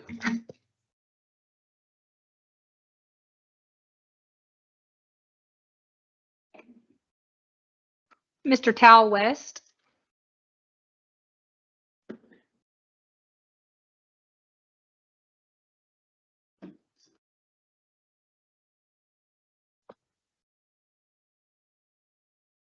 I'm Tal West, live at 6159 River Sound Circle. I am a member of the Historic Preservation Committee. I did move to Southport in 2019, so I'm one of the younger members on the board as far as longevity. But one of the things that brought me to Southport, I was born and raised in Charlotte. So as we know, it's the biggest city in the state, biggest in the Carolinas, beautiful 21st century city with a lot of steel and glass skyscrapers. We didn't do a good job in Charlotte of preserving our history. Didn't have a lot of history, but history we had, we didn't do a good job of preserving it. And when I'm in Charlotte, a lot of times people would talk to me and I'll mention, well, I'm in Southport now. Oh, I love that town. I love it. What do you like about it? And it's always, I love how quaint it is. I love the history of it. I love seeing it on movies. I love seeing the historic buildings, the old buildings. So I wanted to mention tonight that why this document was not passed in 1980, I have no clue. But we're very, very lucky in this town that some developer did not come in here and just level a whole block and build a strip shopping center because there was nothing to stop it. And I'm sure we all remember the old BB&T building on the corner of Moore and Howell Street. We could have all kinds of stuff that looks like that. It's not very coastal. It's not very historic. So I wanted to get on the board to kind of preserve what we have. And one of the things I wanted to mention is I think back probably 15, 18 years ago, a gentleman came into town and he built the two shoeboxes on the yacht basin. And I believe he was also very interested in building condominium in what's now the parking lot. He also wanted to build gift shops, things like that. Sounded a lot like Myrtle Beach. I don't think any of us really want that. I don't believe that's what we think Southport is. And so we were lucky that he basically, I believe, went bankrupt and went out of town. So, but we do have the two shoeboxes on the yacht basin, so we're stuck with that, and I think everybody's used to it now. So anyway, historic preservation is not anything new. It's been around forever. Charleston, South Carolina established the first historic preservation overlay district in 1931. Savannah, Georgia has the largest historic preservation district in the country. North Carolina is the coastal area of North Carolina. We've got Edenton, North Carolina, first colonial capital of North Carolina. It has a historic district. It's a lot like Southport. We've got Halifax, North Carolina, close to the coast, where the Halifax Resolve was written. It has a historic district. We have New Bern, North Carolina. I believe it was the second colonial capital of North Carolina. It has a historic district. We have Beaufort, North Carolina, right up the road from us. We looked at their historic district very closely because that town is very similar to us, and they have a historic district. We also have Manteo, where the Lost Colony play is. They have a historic district. So Southport should have a historic district. And I know a few people were a little worried about this, but trust me, it's nothing to be concerned about. Every town similar to Southport that's historic, you look at all of our brochures, all of our literature, it says Historic Southport, 1792. So if we let this slip away, if we let this history slip away, we can't get it back. And every one of us in this room tonight ought to be charged with passing this on to our grandchildren and to future generations. So I appreciate the opportunity to serve on this board.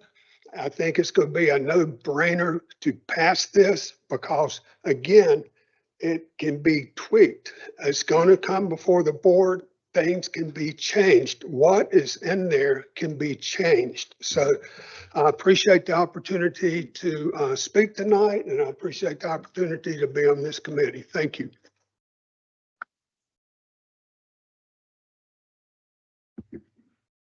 Mr. Josh Klein McGee.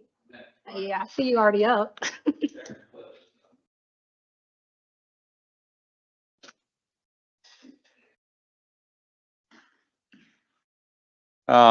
Good evening, Mayor, Board. I'm just going to say a few things because we've all been here for a very long time.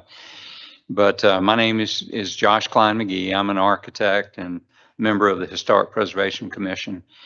My wife Susan and I moved to Southport 6.5 years ago, mainly because we love the historic homes and the downtown area. And I want to just throw in one thing to chime in on what Tal said. I also grew up in Charlotte, and I went to school there and lived there.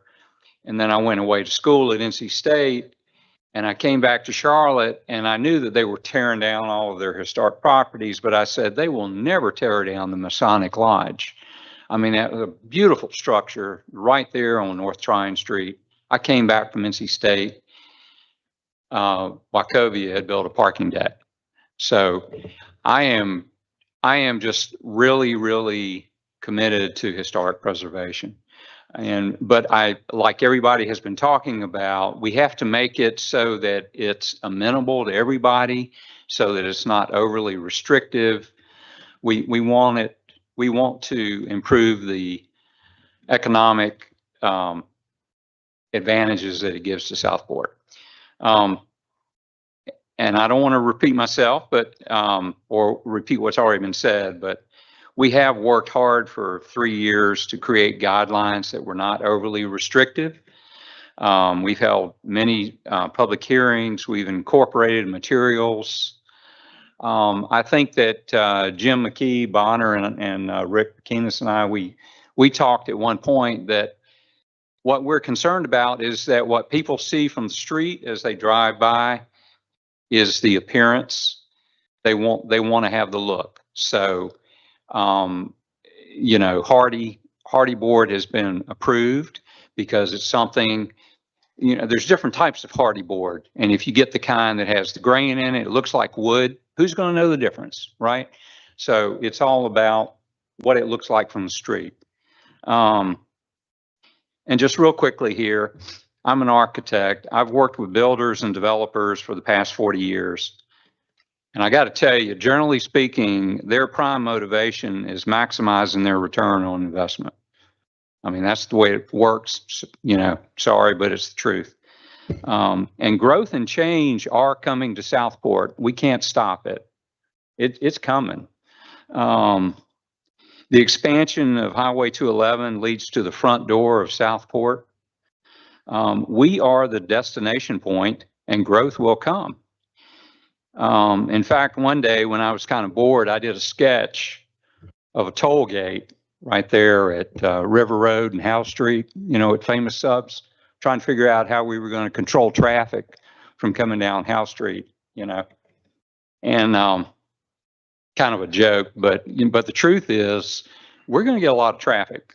And so I think that one of the things that I learned when I was in Raleigh, running an architectural office up there, is that Raleigh has the attitude that people are going to come, okay? But what you want is quality development. You want to make sure that you're getting high quality development in your area. And a historic district helps to maintain the monetary value of a community. Historic districts tend to have higher property values compared to non-historic areas, and increased property values attract quality investment in the area. So that's what I want to see. I want to have us have a pocket of historic homes over here, and then, you know, let the area grow and do what it's going to do, but make sure we keep history and we don't lose it altogether. As many people have said, 20 years ago, it was turned down. And I'm really afraid that if we don't pass it this time, we're going to lose Southport to developers and speculative builders. So we have to put a stake in the ground. We have to say, this area over here, you can't mess up. And with that, I'm going to shut up and go away. Thank you.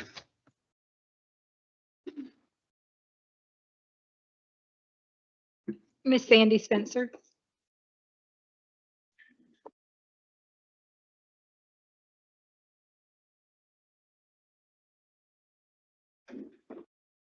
I don't have much to say. Again, my name is Sandy Spencer. I live at 410 West Brunswick Street in the house that my parents purchased in 1949 and which has been located on that lot since 1879. It is currently on the historic registry.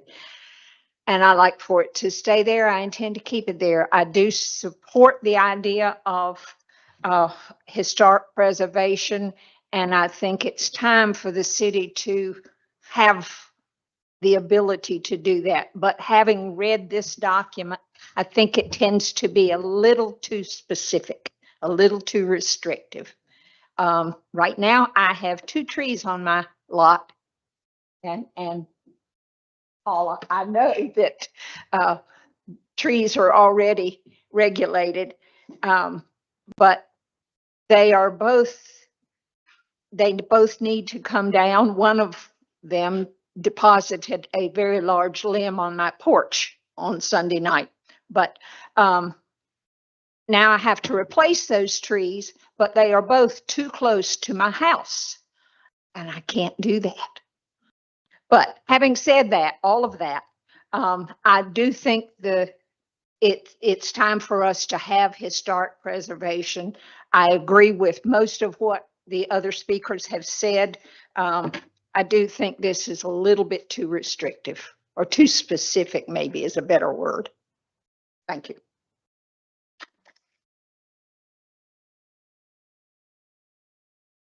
Joe Pierce. Jesse Pierce.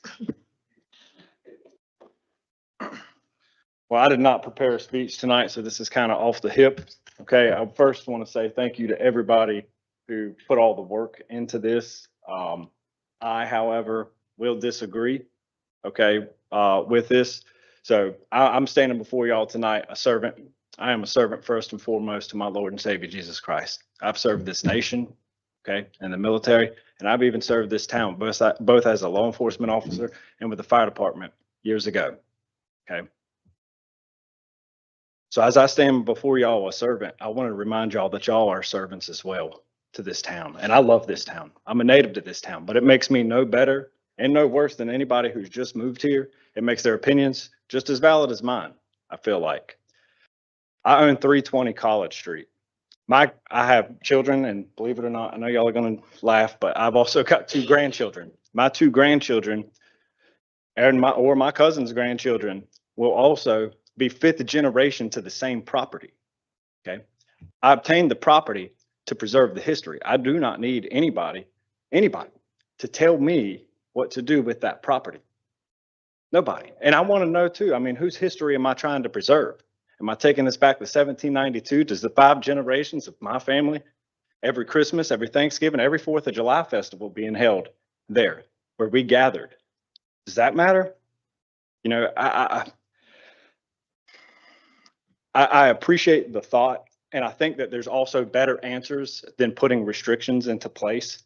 I find it somewhat funny that we have such an amazing 4th of July celebration and festival here in this town to bring people together to come and celebrate freedom in a place that ultimately I see it as you're trying to restrict my freedoms, right?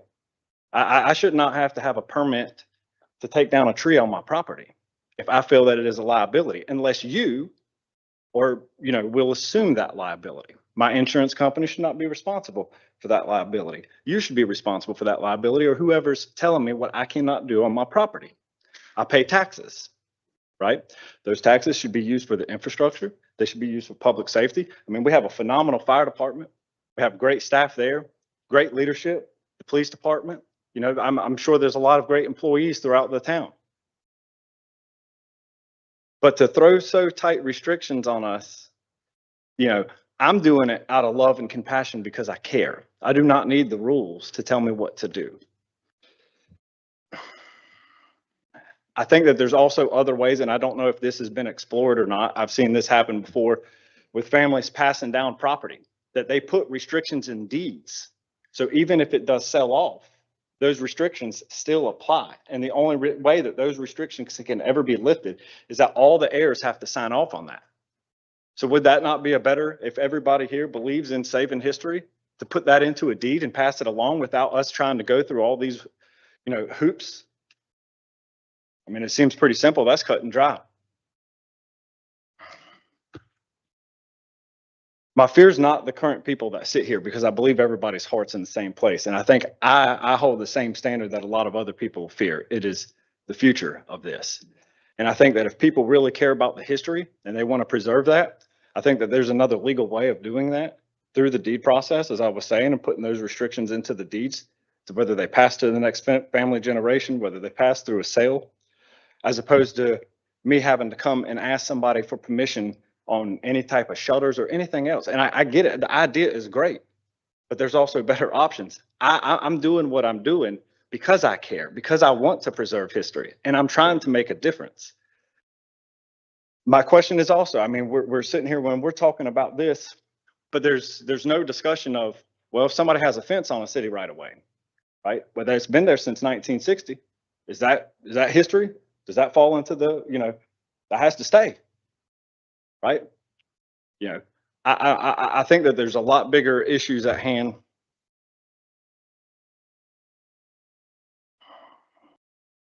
Let me see here. Sorry, some of my notes are not that great.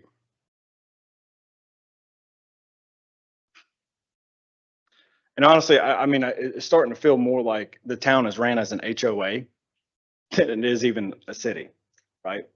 I think that everybody's voices should be heard, and they should also be respected. And everybody in this town, I mean, it is bringing people here who care, that fall in love with what we have, because it is so special here. And it just seems like every time I'm turning around, you're hearing about things where people are trying to restrict this and restrict that, and we're saving this, and there's a lot bigger battles that I think that need to be, taken care of. I mean, we have water issues throughout the town, water retention. You say I can't cut down a tree on my property and I just want to take one down, but then we let a developer come in and whack out an entire forest, right?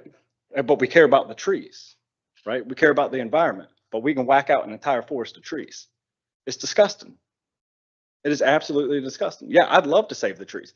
I'm watching oak trees get cut down and fall down over time. And it's part of a natural thing, I think, on one hand, because we do have a lot of storms, right? I hate to see them cut down, right? But I mean, there needs to be a complete level across the board. Well, they shouldn't be able to cut these woods down and just go in there and slap up 1,000 houses because we think that it's tax revenue. Well, yeah, to one hand, it is tax revenue, right? We're going to get some tax revenue from that, but there are also clients that we have to serve. There are also people we have to take care of that we have to provide services to. Their engineering, it's good water retention for what is there on their property, but it doesn't take into effect the rest of the community. So these homes who have been sitting here on some of these roads since the 60s and 70s are now flooding, who've never had any issues with water until the developing took place, right? But that's not taken into consideration. The engineering needs to be taken way longer or way beyond that. These developers, many of them are coming in, they're building here, right? They're taking their millions of dollars of profit and they're leaving and they're going to other counties, other states, right? And then we're left to stick or deal with the aftermath with the infrastructure. And that's a problem. And it's a concern of mine. I mean, every time I've come home, this place has changed more and more. And I understand it's inevitable. Okay. And not all of it's bad. I mean, we have some phenomenal people here. But I'm just asking, there is zero reason for us to be doing any of this, to even be having this conversation. If people really care, they're going to stand up and they're going to make a difference. You guys want to truly try to make a difference and you want people to buy into this history? Well, develop some pride into the town. And I think everybody here cares enough that they have pride for what we have, right? And they want to protect it. But we don't need the rules to try to protect that. We don't need any of this stuff. It's just it's absolutely absurd. And I appreciate it. And it's not to take anything from any of you. I understand. I mean, that is years and years of work, and I'm very grateful for it. But I appreciate everything that everybody does. I care and I love this town, and I hate to see it falling apart. I feel like, and there seems to be a lot of issues that go on here, and a lot of it has to do with people's pride. So that's all I have. Thank y'all.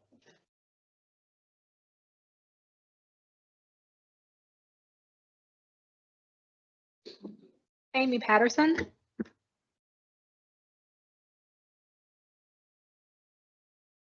Hello, Amy Patterson, 102 West Nash Street.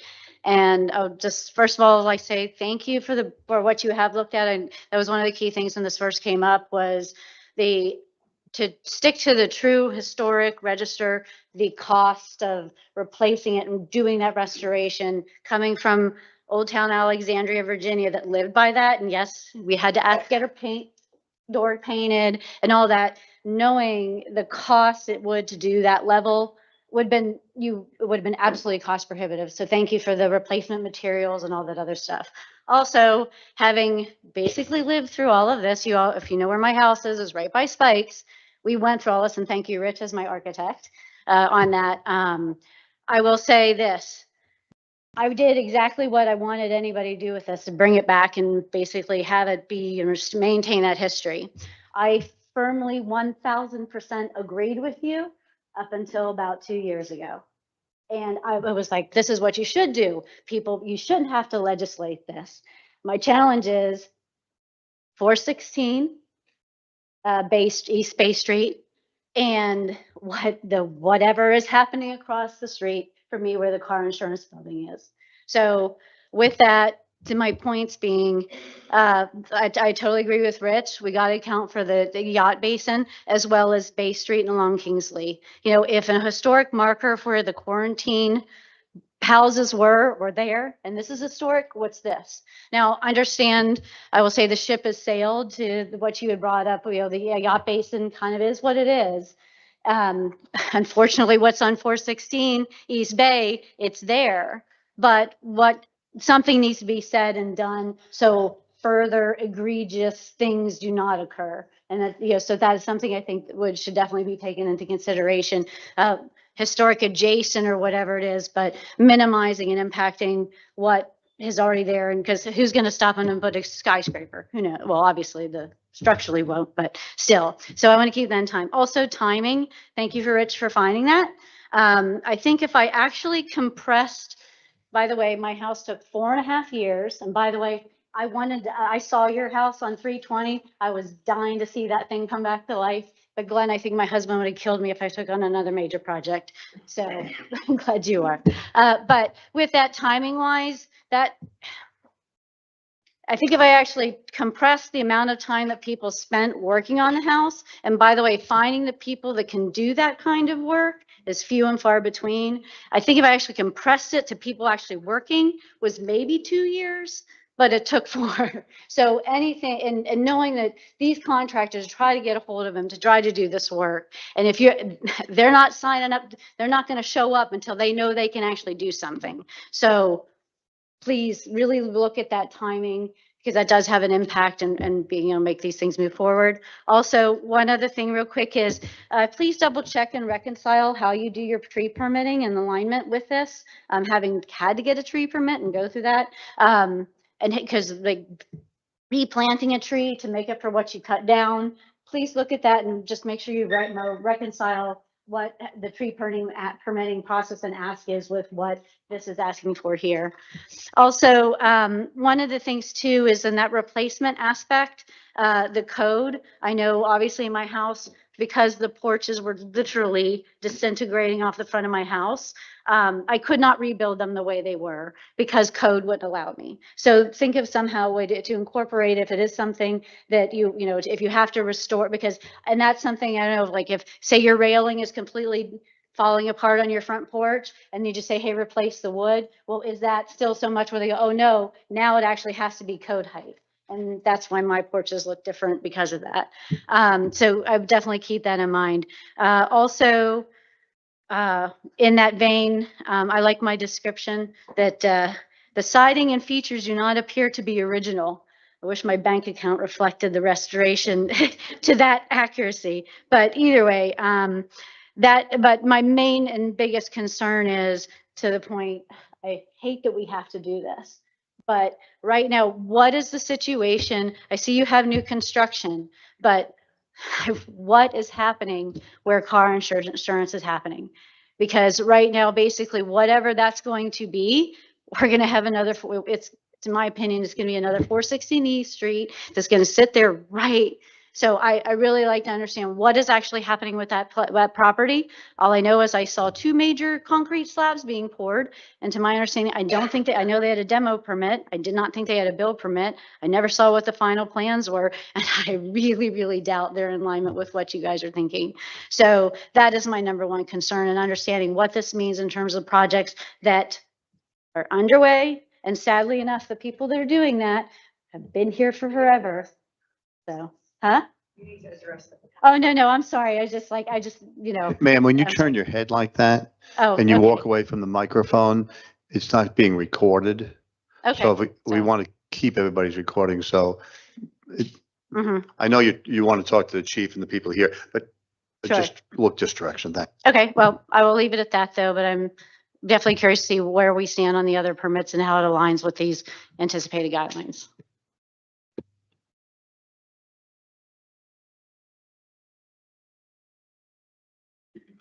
Cheryl Lapola.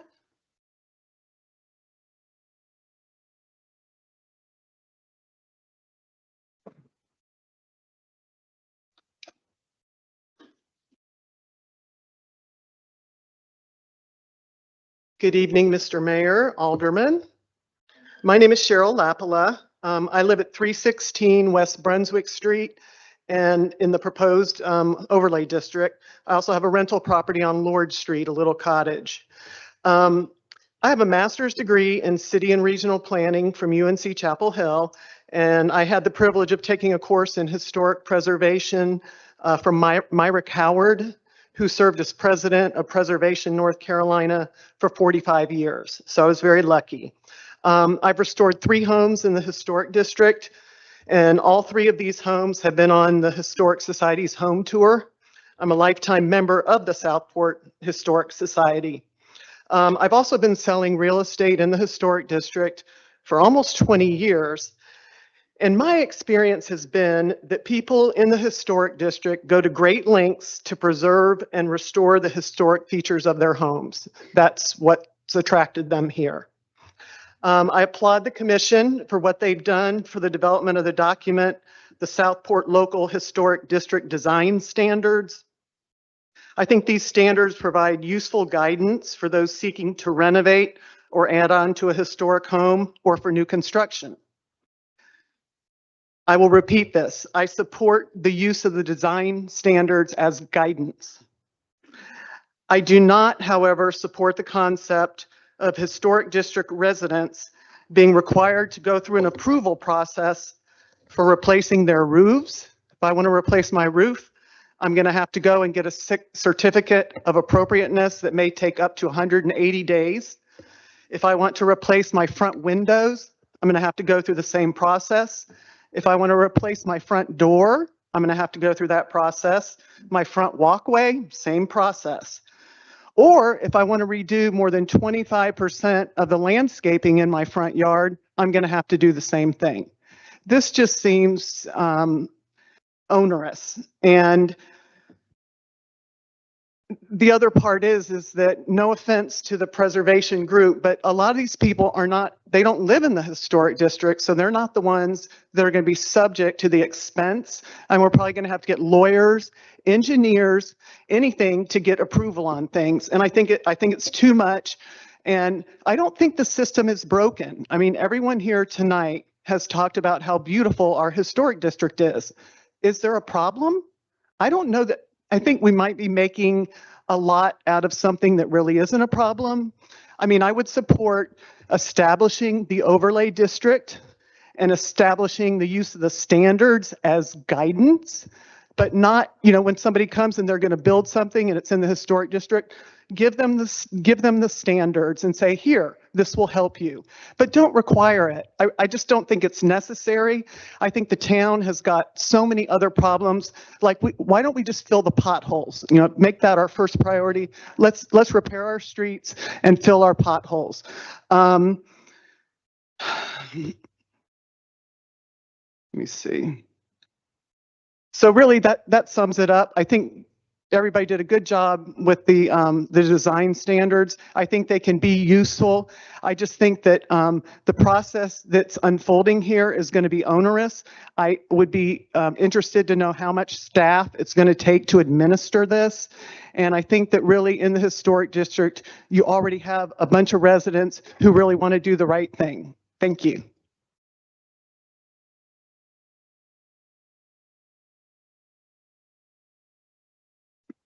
Miss Bonnie Bray.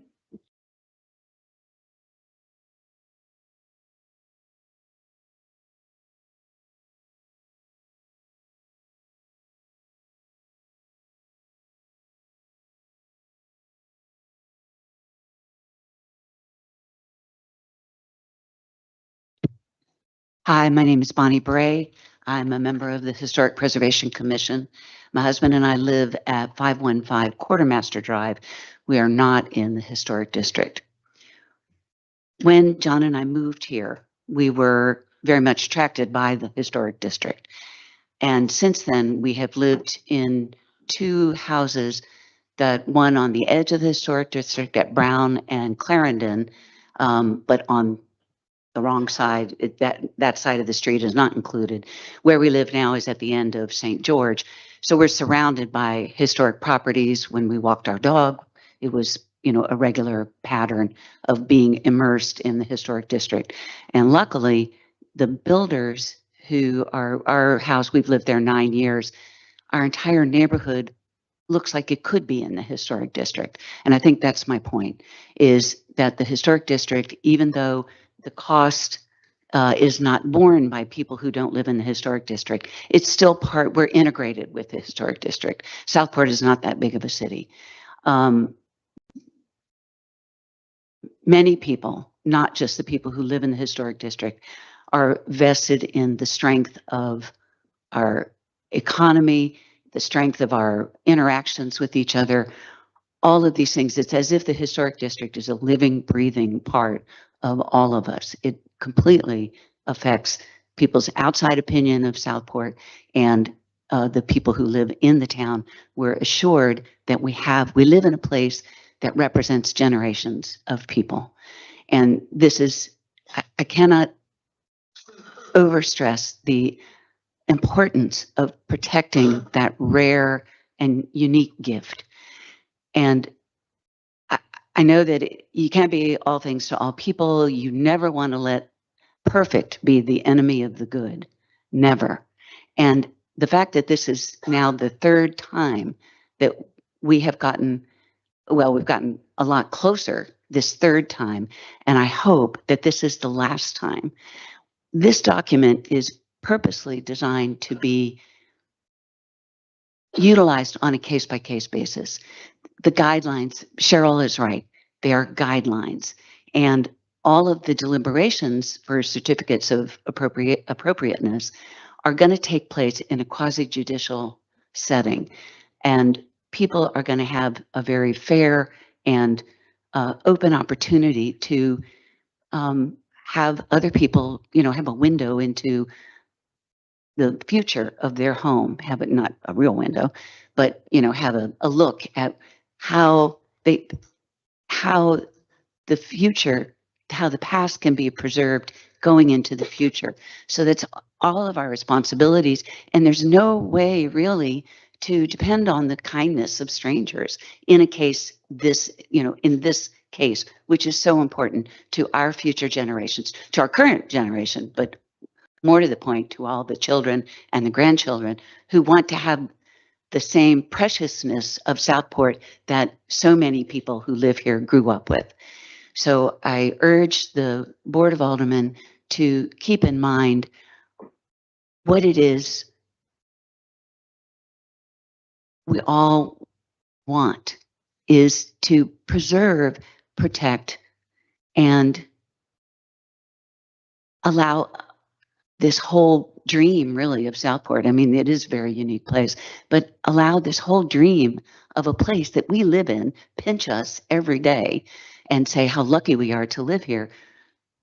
This can be preserved into the future if we pay attention to what happens on a case-by-case basis, which this process is set up to achieve, and how we can do that, keeping in mind what is very specific about Southport. This is not New Bern's design guidelines, this is, or historic overlay district. It's not any other towns but Southport, and it was created by people who, many people, half the commission actually, who were raised here and know the history of each of these houses, know the history of the people who lived in them, know the good things and the bad things like the Twin Towers. We don't want the Twin Towers to happen again, but we certainly, and we also don't want the courthouse to be raised, which it could be raised right now because we don't have a mechanism to enforce what we all know to be true.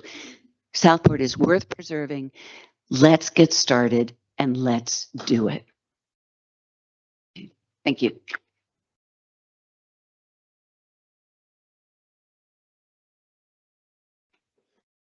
I have 2 emails that were sent in.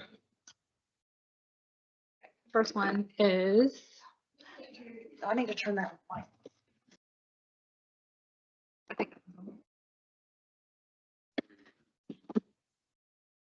Can you hear me now?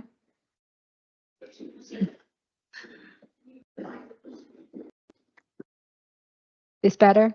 Okay. The Honorable Mayor, members of the Board of Aldermen, and members of the Historic Preservation Commission. Holy moly.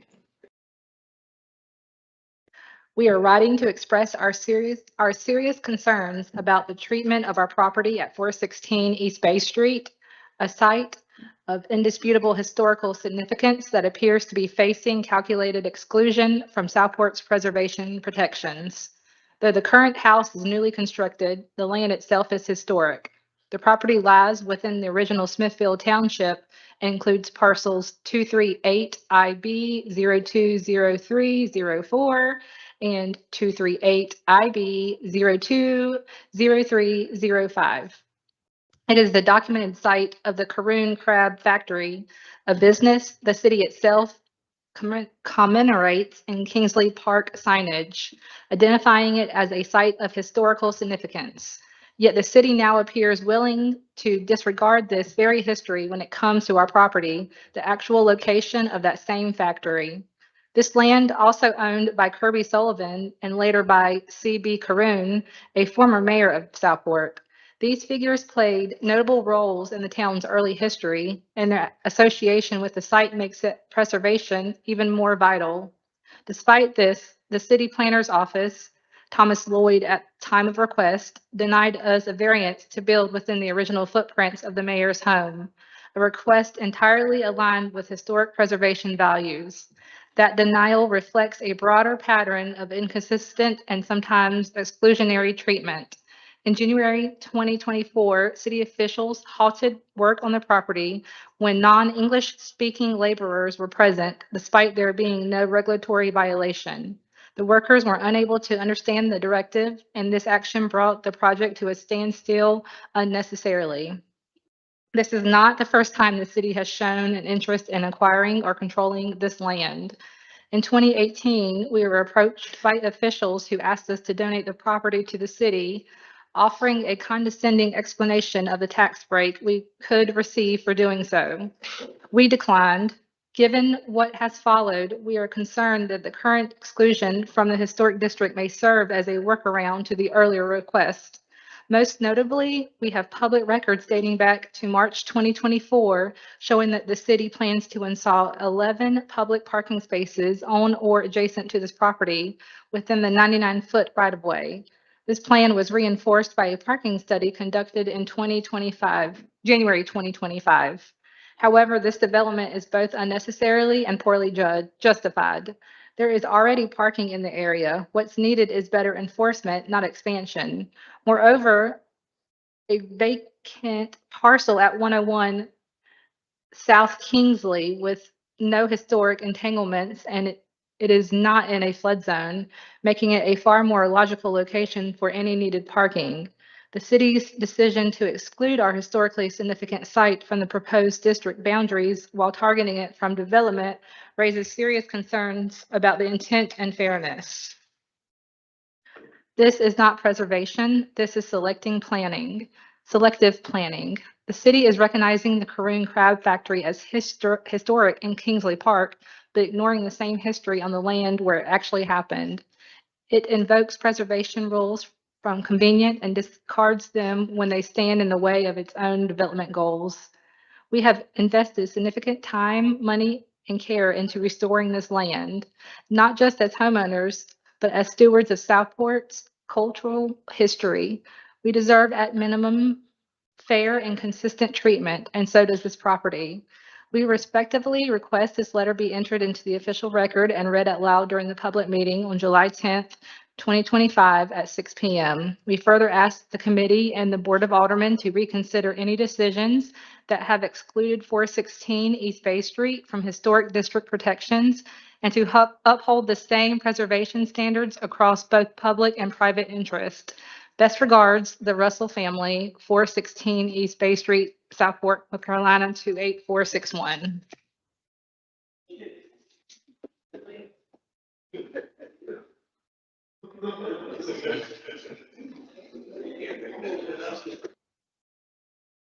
Madam Clerk, you got another one? Yes, okay, last one. Okay. Okay, dear Tori, after reviewing the recommendation, I would like to go on record in favor of adopting it. City planning staff, per the recommendation of Historic Preservation Commission, presented the proposed local historic district overlay zoning district to the planning board at their June 19th, 2025 meeting.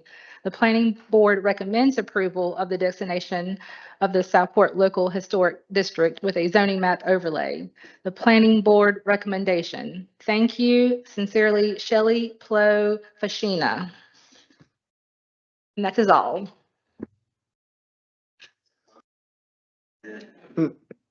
Second.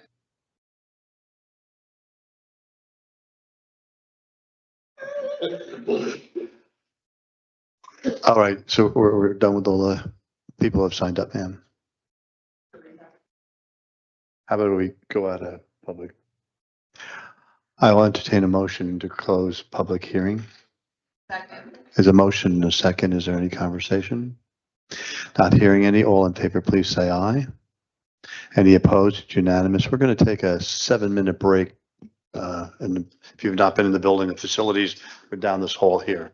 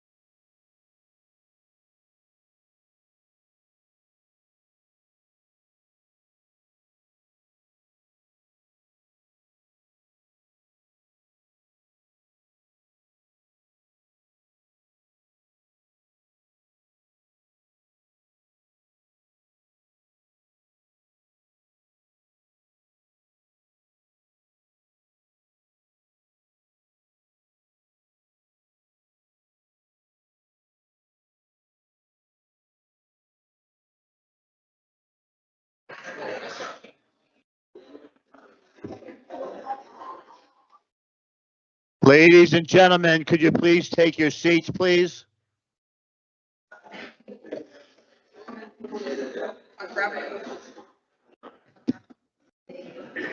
Motion.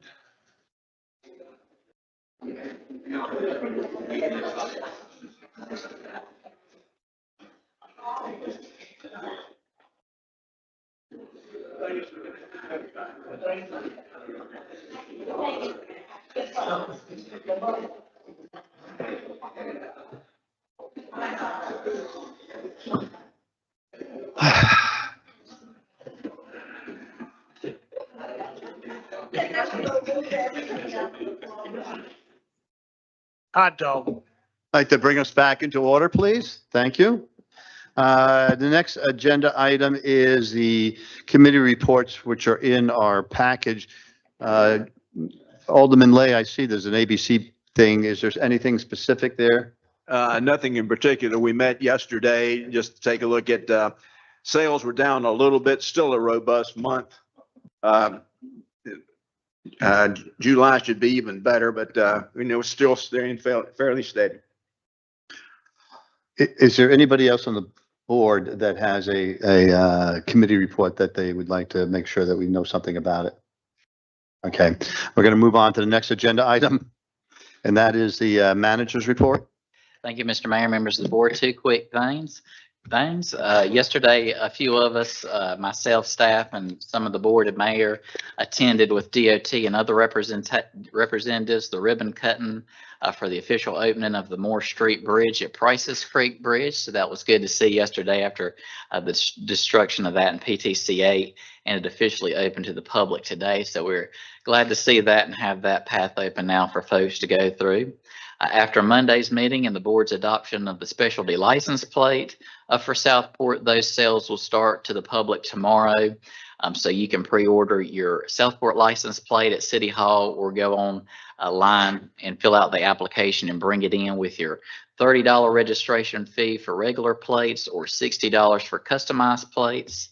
Those are pre-registrations. We need 500 pre-registrations for us to be able to submit that to the General Assembly for approval and printing by DOT. If you have any questions, please reach out to Cheyenne Ketchum, our public information officer, so we can get those, make those license plate a reality. Thank you, Mr. Mayor. All right, the next is the mayor's comments. I'm bringing these comments to the board's attention that I'll be asking for some stuff in August for you to consider. And one will be, I'll be asking the Board of Aldermen to consider a unified development amendment requiring that all text amendment recommendations be reviewed by the city's attorney's office during the planning board phase. This legal review will ensure compliance with all applicable North Carolina statutes and relevant court rulings prior to the submission to the Board of Aldermen. The legal opinion must be in writing and must be made part of both the official planning board meeting minutes and the specific Board of Aldermen's minutes in which they're considering the text amendment. Because now, in the past, we've had a hard time tracking down who said what when they said it. So that's one that I was thinking of. The next one is, it is essential that we be given, it is essential that attention be given to any UDO or state mandated shot clock deadlines governing planning board reviews.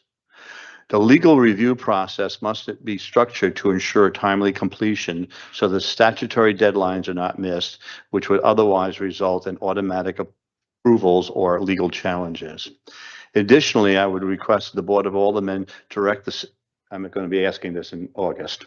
I'll be asking for you to consider requesting the manager to develop a proposed UDO language explicitly addressing shot clock requirements for planning board actions.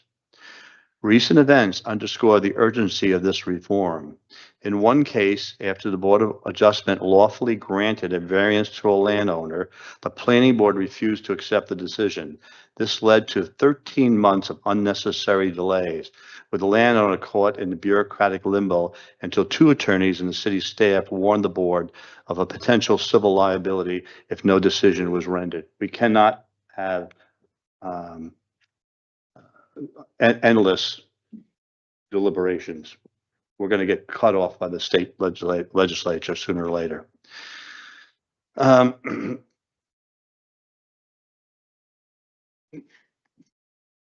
reason for these is to make sure that we stay out of civil court. I have counted 5 events in which, if we hadn't made changes, or two of the 5 in which the person who was being involved in this, if they had to, because they were nice enough not to sue us, those all things went away. We have to do that. We have to have more training. We have to go and work with all of our boards as to what we have seen and ask for collaboration and how we might fix these problems. But 13 months of, I'm going to use my word, punitive meetings, that cannot happen any longer. On a totally different note, in collaboration with the Mayor Pro Tem, I have engaged the staff of the Rural Planning Organization, that's the transportation unit that we belong to, urging them to work with NCDOT to allow RPO participation in smaller, locally significant infrastructure projects.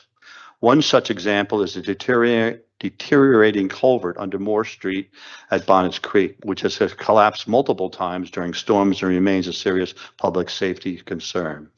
Currently, the RPO focuses primarily on major regional projects such as the 211 widening. That was an RPO project.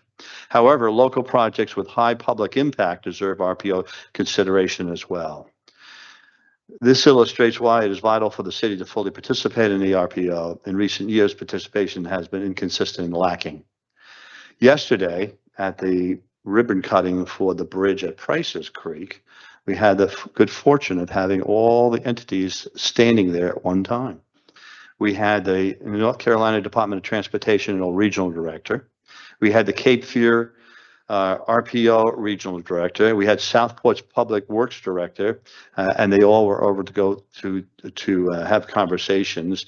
And I'm guardedly optimistic from information that I've heard from the Mayor Pro Tem today that we may have better news coming down the road in the next few weeks or so. So that's all moving forward, and that is because of a collaborative effort of everybody working together and talking to each other and trying to do force multipliers. And with that, Alderman Lay, do you have anything, sir? Well, to begin with, I'd like to take a moment just to congratulate Chief Drew and everybody that worked on the historic district thing. That's a lot of work. I'd also like to thank all the people that came in and made their voices heard. That makes our life a lot easier. That way we understand where everybody's coming from. So I appreciate that. Alderman Spencer. Overwhelmed or glad to see a bunch of our residents coming out to visit us tonight and talk about the issues. We've been visited by people around the communities, but we don't see our local residents in here a lot. So tonight they actually showed up. It was good to see people that I recognize in our community. Thank you, Mayor Sandy Spencer, for showing up. We also had Mayor Joe Hayden here. So this is important. We need y'all to come here. Don't leave us by ourselves. We need the institutional background of Mr. Brown talking about doing this same thing 50 years ago. We need to hear those things. We need to understand how crucial it is now. So thank you. Since you're still here, we appreciate that.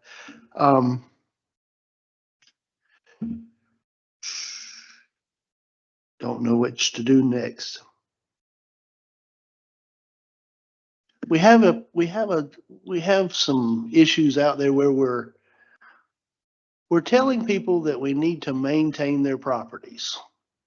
We send out violations where we say, you need to cut your yard. You need to keep it clean. You need to do this, you do that. But if we have someone that wants to improve their property, we do not allow them to do that unless they have a building permit. So I'm wondering how we can impose these fines and restrictions on these people and tell them to keep their properties clean, but we don't allow them to maintain them or improve them or bulkhead them or cut trees before a home is built. And it seems like a sort of a catch-22 where we want them to keep it nice, but don't do too much. So I'd like to look into that. I don't quite understand where our policy lays there and where it was created that says no one can improve their property without having a building permit. So I would like to look into that.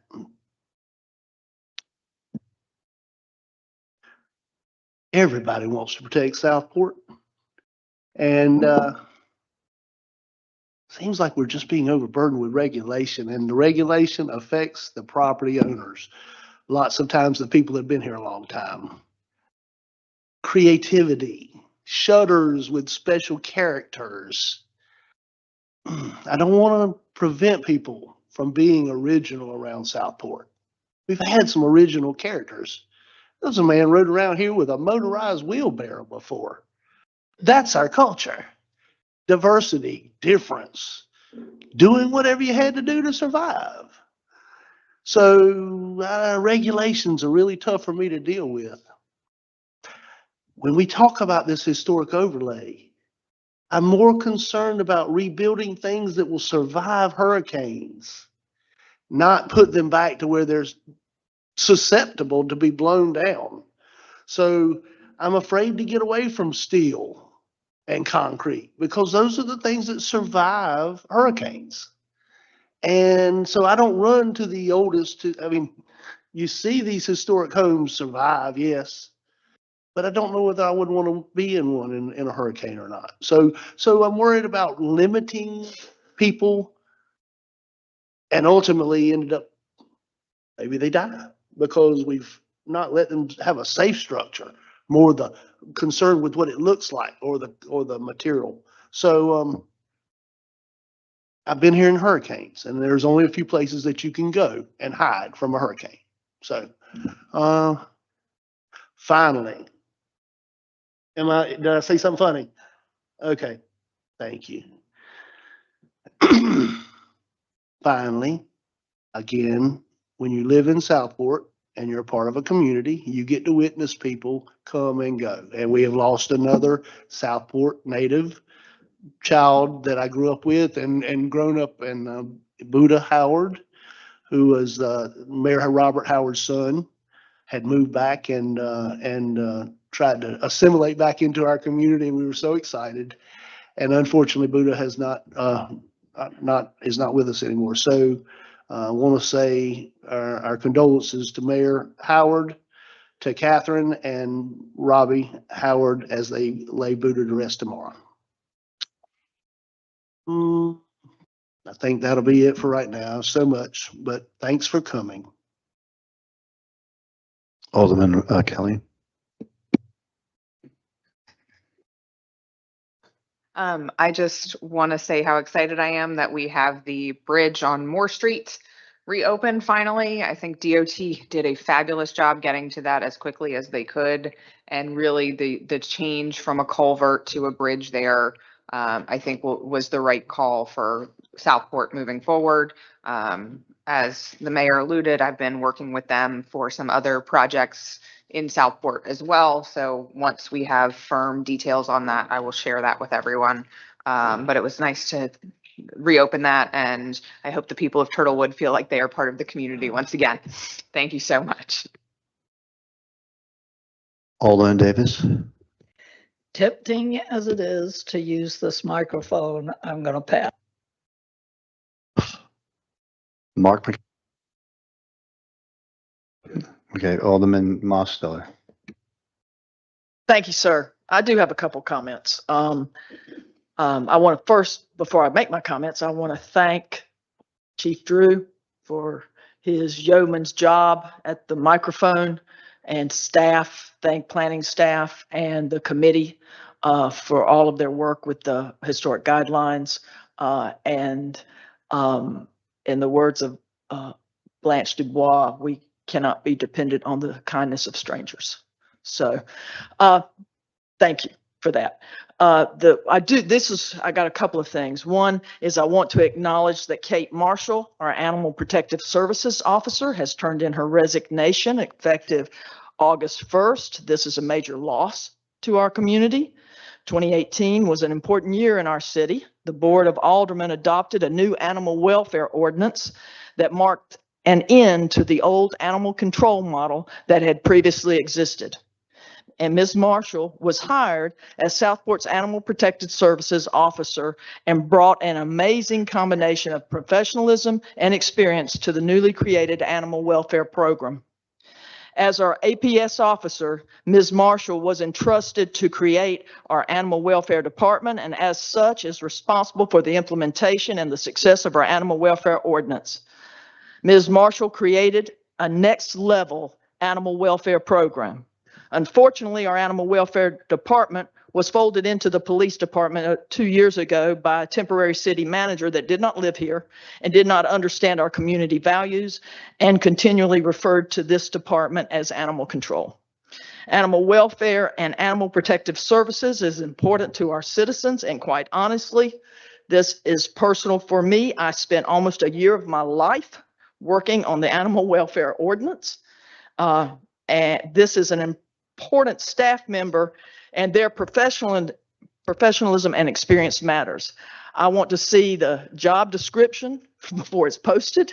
I think I've earned that, and I want the discussion regarding reestablishing the animal welfare department outside of the police department to make it onto our agenda as was promised to me in April of this year.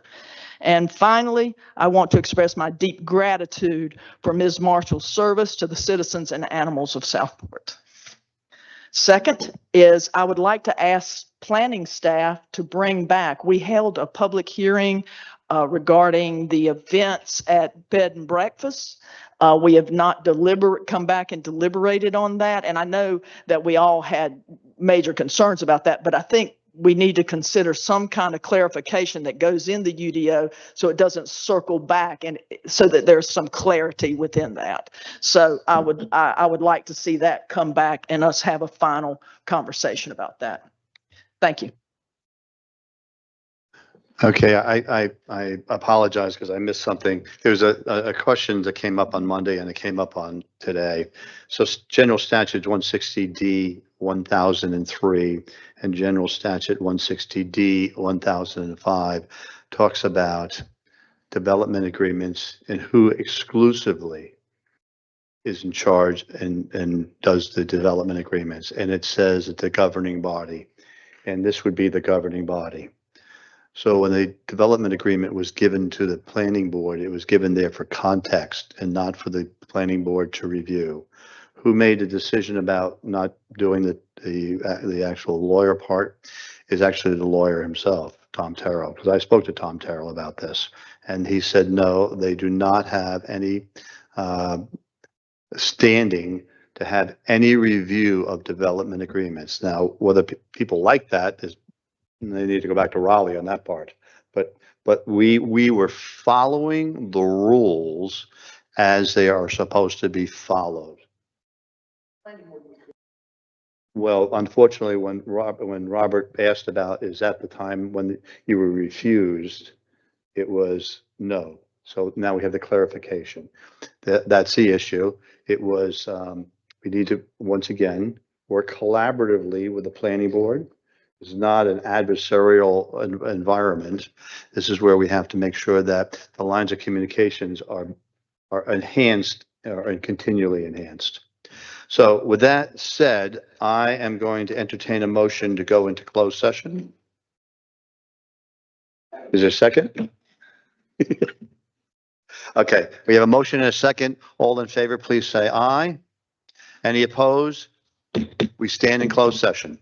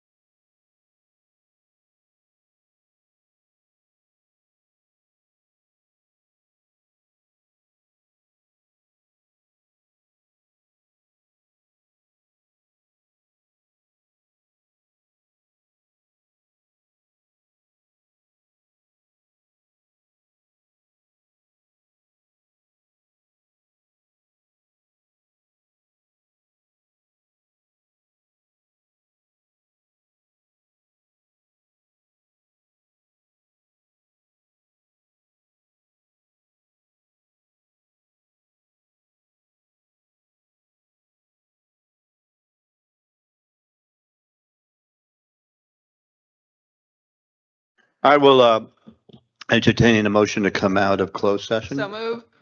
There's a motion and a second. Is there any discussion? Not hearing any. All in favor, say aye. Any opposed? It's unanimous.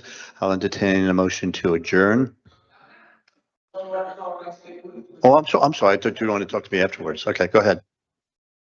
So good evening, Mayor and Board. I just wanted to take a minute since the statement made by Alderman Mosteller about Animal Protective Services, because I feel like a rug has been pulled beneath my feet since this was brought to my attention back during our budget session when it was first discussed by y'all about our APS officer being removed from our police department.